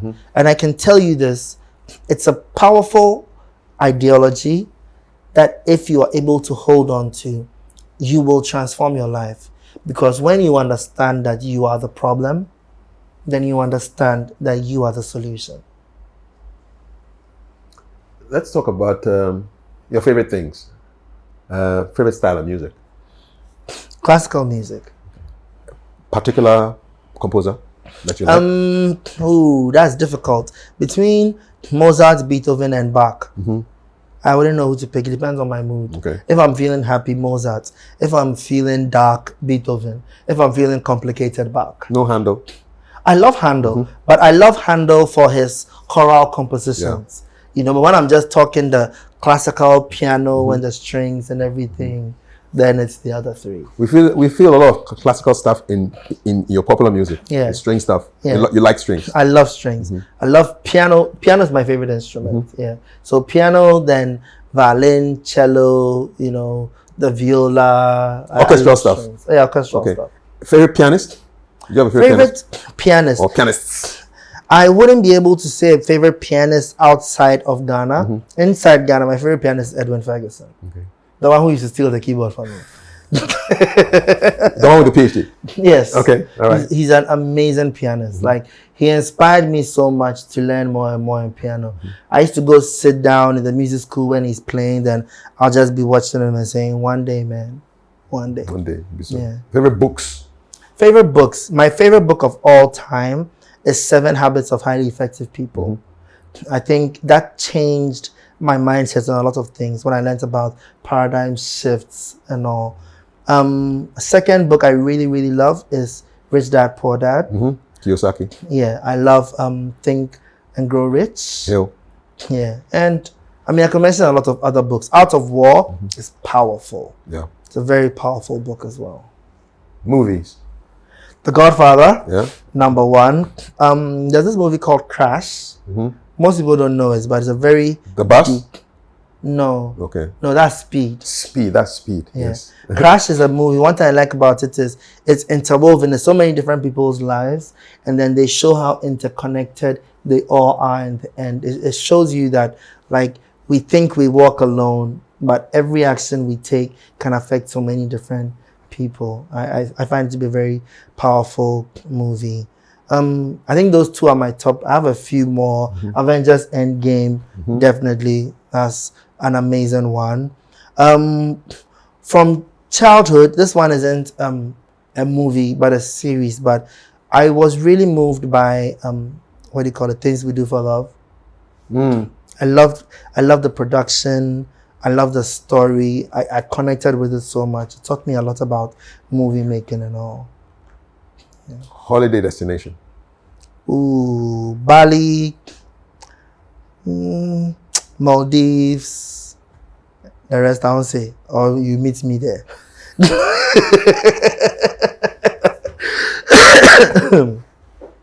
Car. Hey, you're letting me reveal my secret. So, my next car is a Maybach. Okay. Yeah. Why? There's something sleek about it. I don't know. It calls to me. Yeah. Can you see the color already? Oh, black, obviously. Black Maybach. Matte black. Matte black. Yeah. Specifically. Yeah, specifically matte black. No need to shout. You can tell. One time. Board game. Board game chess. I mean, I have one on my desk. Yeah, I saw a chess board there. How long have you been playing chess? About 10 years. Okay. Who taught you, or who? Yeah. Why did you get into chess? I just loved it. I saw people playing it. I used to play dummy, and I saw chess, and I realized it was more complicated, and I started learning online and everything. Yeah. Shape? Yeah. My stomach round. Round is a shape too, people. I am in shape. I'm in a round shape. Okay. It's easy to laugh at yourself, right? Yeah, very easy. Yeah. And of course, when you laugh at yourself, nobody can laugh at you really, because you've you've taken this thing out already. You come laugh at me, you pa. Female vocalist. Female vocalist of all time. What's her name? Oh, her name is not coming in my mind. Jessie J. I don't know her. Jessie J. Sing me one of her songs. Hey, Jessie J said, what are one of her songs? So that's the funny thing about Jessie J. Okay, she did Flashlights. Okay. Flashlight. Okay. Like an R&B lady. Yeah, so the funny thing is, Jessie J is not the most popular, but she's an amazing vocalist. Still alive? Yeah, she's still alive. Okay, all right. The vocals are just amazing. Okay, so I know people's minds would instantly go to Celine Dion, the Whitney Houstons, and stuff, and even a Beyonce right now. Whitney Houston, yeah. Yeah, but Jessie J has something which is very, very powerful. Yeah. Band. Favorite band. Okay, what's your favorite Osibisa song? It's like asking for the favorite Bob Marley song, which you had. But we've got an awful lot of coffee in Brazil. Yeah, that's a good song. Yeah. Good song. Do you remember their album covers? They were so... No. In those days, I didn't used to look at the album covers were just it was psychedelic. just the music. Yeah. I love what they've been able to do globally and everything. Very impressive. Male vocalist. Male vocalist or male artist? What's the difference? My favorite male vocalist is Michael Jackson. Okay. Understandable. Favorite male artist is Lionel Richie. What's the difference between a vocalist and an artist? Michael Jackson has amazing vocals. Technical vocals. Yeah, technical vocals. Good. But all-round artist is Lionel Richie. Okay. Favorite Michael Jackson song? Favorite Michael... Oh, that's tough. Okay, three. Man in the Mirror, Heal the World, Gone Too Soon, We Are the World, Dirty Diana, Smooth Criminal, Beat It, Black or White. Can I keep going? Yes. She's Out of My Mind. Oh my God, that song. That's a good song. She's out of my mind. Hey, that guy can sing. PYT. The way you make me feel. That guy can sing. Yeah. And those squeaks and... Charlie, I don't know how he does it. On YouTube, I went and found they kind of isolated his singing on one of the songs, and you hear all the things that he does in the background and the brief... Yeah, exactly. Yeah. And they keep everything in. The expression in the music. Yeah. Why I mentioned Gone Too Soon is that song is a dirge. Yes. He's singing about someone he's lost. Yes. And at the end of the song, you hear him cry while he's singing. Like you're not in the studio with him, but you can see the tears in his voice. His music was just raw and, you know. Can you remember where you were when you heard that Michael Jackson had died? Oh, yeah. I was home. I was heartbroken. Like literally, this is it. Like the greatest of all time was gone. Oh my God. Yeah. Great singer. Yeah. More favorites. You've talked about food already. No. You're not talking about food. My food, there are plenty. Hey, let's You've talked about the ones that you can cook, but the ones you like, man. My favorite of all time is omutio with groundnut soup, chicken groundnut soup. Okay. These are mama memories. Yes, of course. My mom makes the best groundnut soup. For real? Hey, you can't. What day is that apart from the chicken? I don't even know. The funny thing, I don't know how to make groundnut soup. Okay, you have to learn that one. I don't want to learn it. Why? Because it's my favorite. You better take mommy's own. Yeah, I'll take mommy's own. Simple. But I won't match it. So I won't learn that one. That's my favorite. And then what else? And yeah, that'll be my number one pick. Everyone knows I love chicken in general. Okay. But it's not just chicken. I love, I'm a carnivore. Okay. Chicken, beef, pork, everything except fish. Last week I spoke to a vegetarian, Ochami Kwame. Oh yes. He was extolling the virtues of not eating meat. Just last week, Ochami Kwame and I were arguing about this. We'll argue, You will stick to eating your meat. I'll eat my meat, I always thought it was, to have a vegetarian diet, well, it's not bad. Yesterday 2 days ago, I tried a wrap, vegetarian wrap, vegan wrap. It was really nice. And the meat was his own. Was like, I think the meat substitute was that tofu mushroom. thing. No, mushrooms. It was nice. You don't eat that stuff. Energy. Stick with the chickens. It's not my portion. Back to the music, because that's where you started. Who are the artists on your roster now? So right now I have 3 artists on my roster. Okay. I have Kiddy, I have DSL, and then I have DJ Veroski. Okay. And then I have a lot of artists on the distribution roster as well. I'm trying to remember. Okay, Veroski is a DJ? Yeah. Okay, so explain. I don't know. So how is he on your roster? I mean, so he's a DJ, but he also puts music together. So Veroski is also a producer. Okay. So he produces the beats and then he puts together artists. So maybe. Okay, I didn't know he produced beats. Yeah, he produces. Okay. So let's say something like Mempesika with Kiddy and Paluta. So Veroski will produce the beat. Okay. Then he will let Kiddy sing a verse. Then he will let Paluta sing a verse. He's a producer. Put it together. Yeah, exactly. Okay. All right. Yeah. And Kiddy, how's Kiddy doing, man? Oh, it's amazing. He's actually in the States right now performing plenty. Okay. He's doing the summer thing. Yeah. Okay. Oh, there's one song of his in 2017 that I love so much. Is it Odo? No, Adia Pena. No, one of the first ones. Say you love me. That's my song. That's my song, man. Yeah. Tell me how that came about. So that song actually came from Kiddy's stubbornness. So Kiddy was very stubborn when we started. I think he's even said this thing recently. He was very stubborn. He didn't want to do music that resonated with Ghanaians and all. He wanted to do like typical R&B. When I say R&B, I don't mean the R&B that we can vibe with. I mean like hardcore R&B and all. So we kept trying to get him to do like, oh yeah, do your R&B, but merge it with the Ghanaian sound. It's a business now. Yeah, so we went back and forth, and he still wouldn't listen. So it reached a point we gave up and said, it's fine. Do your R&B. We will accept that you are a non-commercial artist. So do your R&B and we will just try and push you for weddings and corporate gigs and stuff. And he said, no. He wants to be a star. He said, no, that's not what I was. Oh, no. He said, I'm coming. I will create my own sound. So we said, cool. So now Kiddy would be in the studio every day. Then he would try and work on this. Then you listen to this song. You listen to High Life. Then you go and listen to this R&B song. Try and see how we can merge it together. Blah blah blah. So one day we came to the studio and he was working on something and he played what he was working on. He played "Say You Love Me, Papa." We're like, that's it. That's the sound. The dun dun is the thing, oh. Yeah, the dun dun. That's the thing. It's a hook. Yeah, so he just created that sound for himself where he merged his culture with his interests. Yeah. It's a beautiful song. So if you listen to the melodies, yes, they're R&B melodies, yes, but they have a highlight groove. Yeah. And so that blend worked. Yeah, it worked. Because people can, the Ghana people will hear the Ghana stuff. The R&B guys will also hear. Exactly. Yeah. Big song. You think? What do you think is his best song to date? Best song or biggest? His biggest song to date. His biggest song is "Touch It." Ah, yes. Yeah. I saw videos of people enjoying it in Asia. It literally went global. Yeah. Everywhere. I was amazed. Can you tell that the song is going to be like a monster hit? We believe.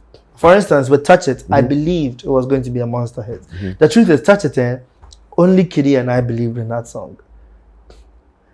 Everybody else fought us. What was the fight about? Everybody on Lynx felt the song is good, but it's not that special. That time we had just joined with Empire. Yes. Empire felt it's cool, but they don't think the song is going to go that far. In fact, a week before releasing, we got on a call where they actually said they don't think the song is the song. But why? What were their reasons? Who heard it? That's the thing about music. So. But I just knew it. I just felt it that this song has some global appeal. And Kiddy also felt it. Of course, he's a writer. So, of course, he felt he's the writer and the producer. So, it's the two of us who fought and put the song out there. And when the song came out, it did great in Ghana. It did great in Kenya, Uganda, Tanzania. Because you're seeing the back end, right? So you can see. I can see where it's doing well. And then it stopped. So it was only doing great in these places. Ghana, Kenya, Uganda, Tanzania. Yeah. It didn't touch Nigeria. No. In the beginning. It didn't hit Nigeria. So we were thinking, maybe we were wrong. It's not the global song that It's entirely in English, right? Yeah, it's entirely in English. Yeah. So we thought maybe we were wrong. We tried to push it in the Caribbeans. Nothing really. How do you push it? You give to DJs, big DJs? Yeah, Okay. DJs and online and everything. Nothing was really working there. So we thought, okay, maybe we were wrong. Then 2 months later, I go in the back end and Touch It is #1 on Apple Music in Panama. Wait, who's in Other Panama? side of the world, man. Who lives in Panama that's listening to Touch It? By the canal there somewhere. Yeah. Next thing I see, Lagos is the second most listened to country is Nigeria. Yeah. Third is Ghana. Oh, Nigeria went to Ghana. Yeah. Yeah, numbers. Yeah. And first is India. I'm like, what? No way. How did the song even get to India? Next thing I see, Touch It has gone viral in India. You have Bollywood artists, They're singing the song. Bollywood actors doing reels with their move, their dances and Yeah. things. Next thing I see, New York is now #3 on the list. So it got to a point when you check the countries that are listening to Touch It, Ghana was 28. Charlie, push down. Push down crowd. But it's all good. Yeah. What's the country that really spooked you? I said, oh, no, come on, please. It was definitely India. Or was it Panama? I don't know anybody in Panama. Like, where is Panama? Can somebody show me on the map? somewhere in the Western Hemisphere, man. Yeah. I was so amazed. So you can just believe, but you can't know. You can't put your finger and say, that's the truth. How about the reverse? That you are so sure that this is going to be a hit and then nobody is interested. Oh, that one there's plenty. There have been so many songs. Some of them you don't know it because I thought it was going to be a hit and nothing happened. You see, music is not an exact science. There's a lot of faith in the music process. What do you say when somebody barges into the studio and says, Charlie, give me a hit? You're a hit maker. Give me a hit. I never record hits. I record music. Nobody has ever made that request. They make the request, but I don't mind them. I'm here to record music. I'm here to make music. Whether it hits is up to the process. It's not up to us in the studio. When you aim at recording a hit, most of the time it doesn't work out. Because music is supposed to be authentic. And people can feel it when you're trying to engineer commercial value. Yeah. If you were to engineer a song, what would you do? That's the thing, I wouldn't. Yeah. I know what to do, but I wouldn't do it because they'll see through it. You know. Well, it would look very formulaic. Yeah, it would look very fake. You know, most of my biggest hits were just organic. Figaro was recorded from playing the beats to recording it was 45 minutes. Like, I literally asked myself, what would it be like to do a beat with no instruments, only drums? So then I just played it. Then I'll put some sound effects and stuff, put gunshots in it, so no instrument. So like an experiment? Yeah, an experiment. So I was done with the beat in like 15, 20 minutes. Then Asem came to the studio. That time he was at GIJ. He had to go and write an exam. So I said, Charlie, Asem, just put some lines on this before you go the exam. He said, cool. So just went into the booth. Then, I meet some chick for club. Then he was just fooling with it. Then put it together. The song leaked and it was a hit. That's it. Yeah. A song like Wengeze, I played a drum beat. Easy. Yeah, easy. I played the drum beat. Then I just went into the booth and I kept fooling. So I kept doing some. I was just fooling in the booth. Then I came and I chopped it together and put it on the beat. And then I told Easy, do the same thing I just did. Go in the booth and anything that comes in your head, say it. So she just started fooling. Wengeze. Ow! I just said anything that came in her mind. We chopped it together, made it a song, released it. It was a hit. What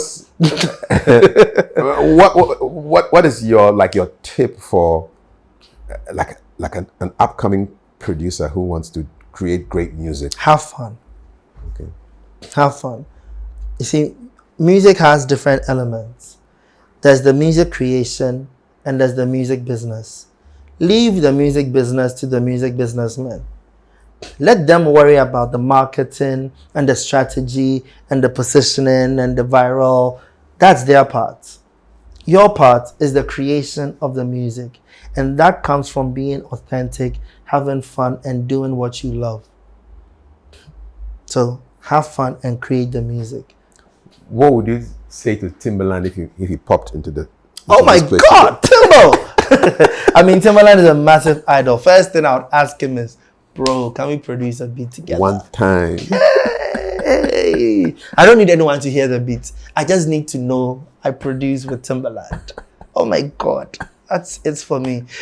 He's the guy. He's the guy. He's the guy. What's your favorite Timberland song? Hey my God, how can I choose? From Try Again to Cry Me a River to What Goes Around, Goes Around, Goes Around. Yeah. Oh my God. Timberland. No. Too many. Yes.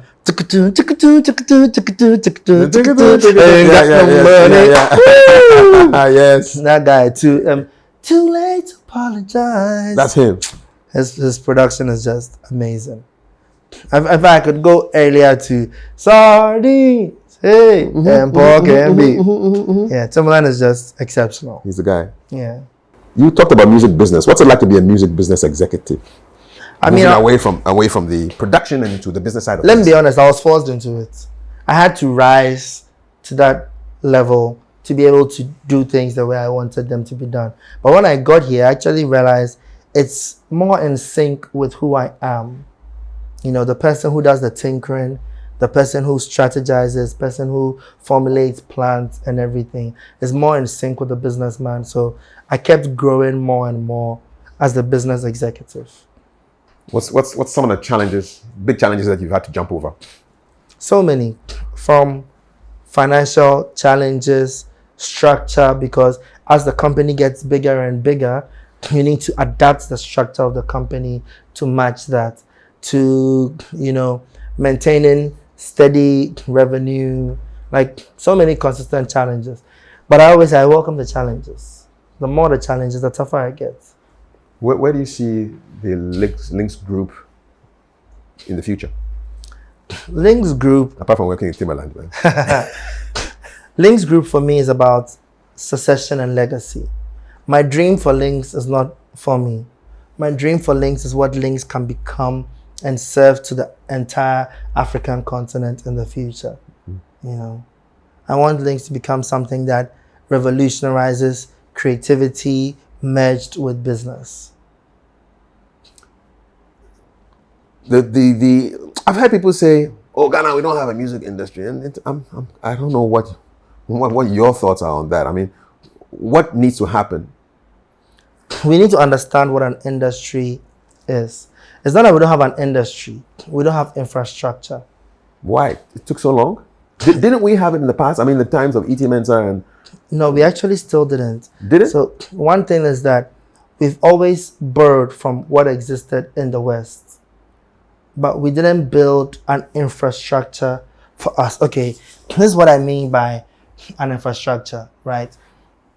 When it comes to any business, when you talk about the business infrastructure, we have from the production, then the marketing, then the distribution. Those are the three components of an industry. Okay, so if you're a tomato seller, your part is to make the tomatoes. Then you distribute it to those who are selling the tomatoes. That's the distribution. Then they need to market it for you to come and buy from them. So those are the three arms of an industry. Now, when it comes to our music industry, we have very strong production. Definitely. Which is the artists, the producers, the engineers, the writers, the record labels or management systems. All those things fall under the production. We have some of the marketing. Because when I say some of the marketing, all we have in marketing is media. Be it social media or traditional media, all we have in marketing is the media. And then we have no distribution whatsoever. Because when you want to distribute, and until we've been able to get this direct distribution, you always need to interlace with an international body to distribute. We don't have publishing, which also falls under distribution. We don't have any sync rights in Ghana.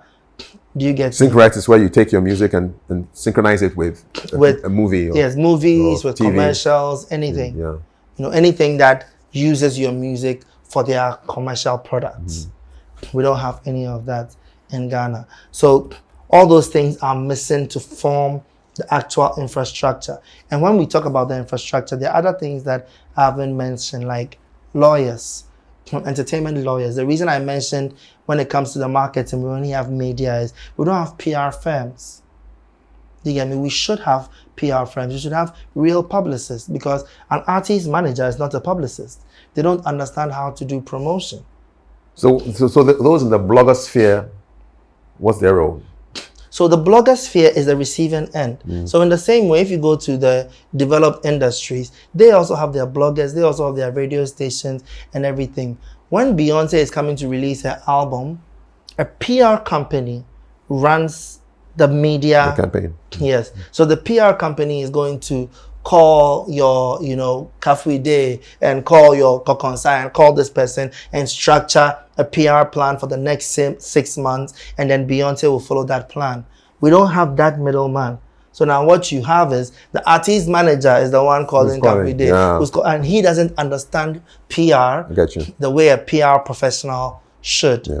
You get me? There's so many different things. We don't have consultancy. Like I mentioned, we don't have entertainment law in this country.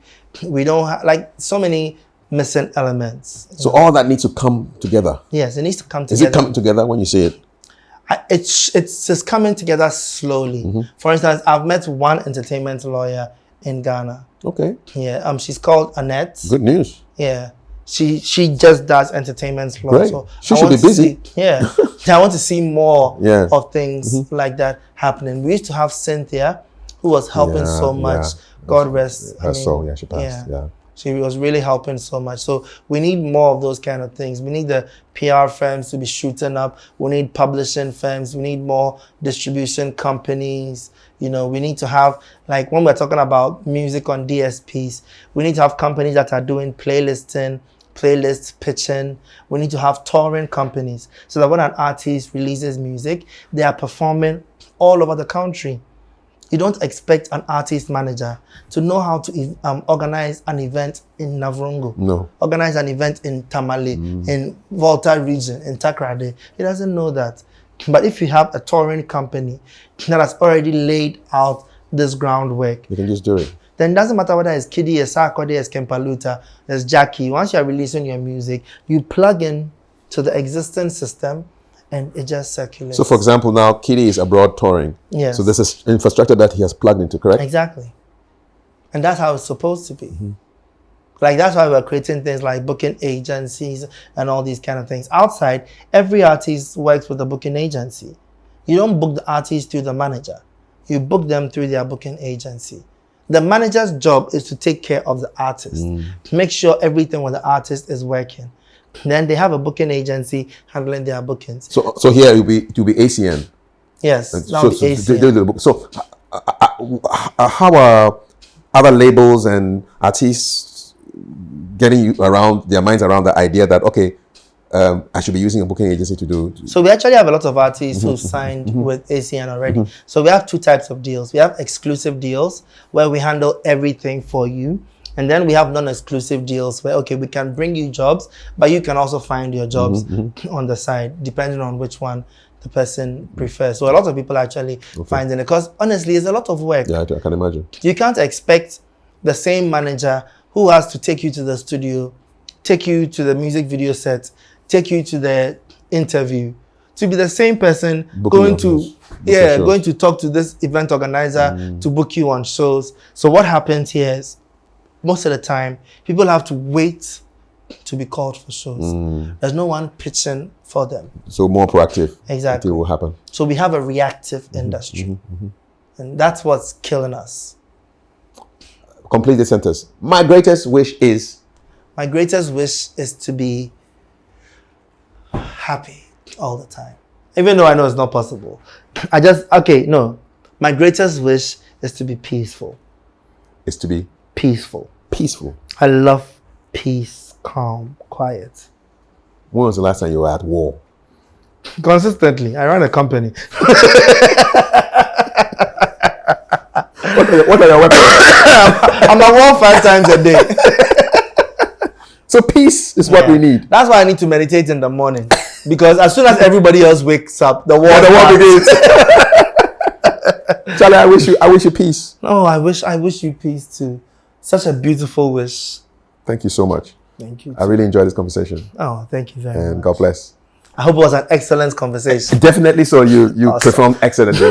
And well, that's our conversation. And put your reactions in the comments below and let's have a conversation. We're all about Richie Mensah, man of many parts. My name is Kafui Dey. Hope you had an excellent time. God bless.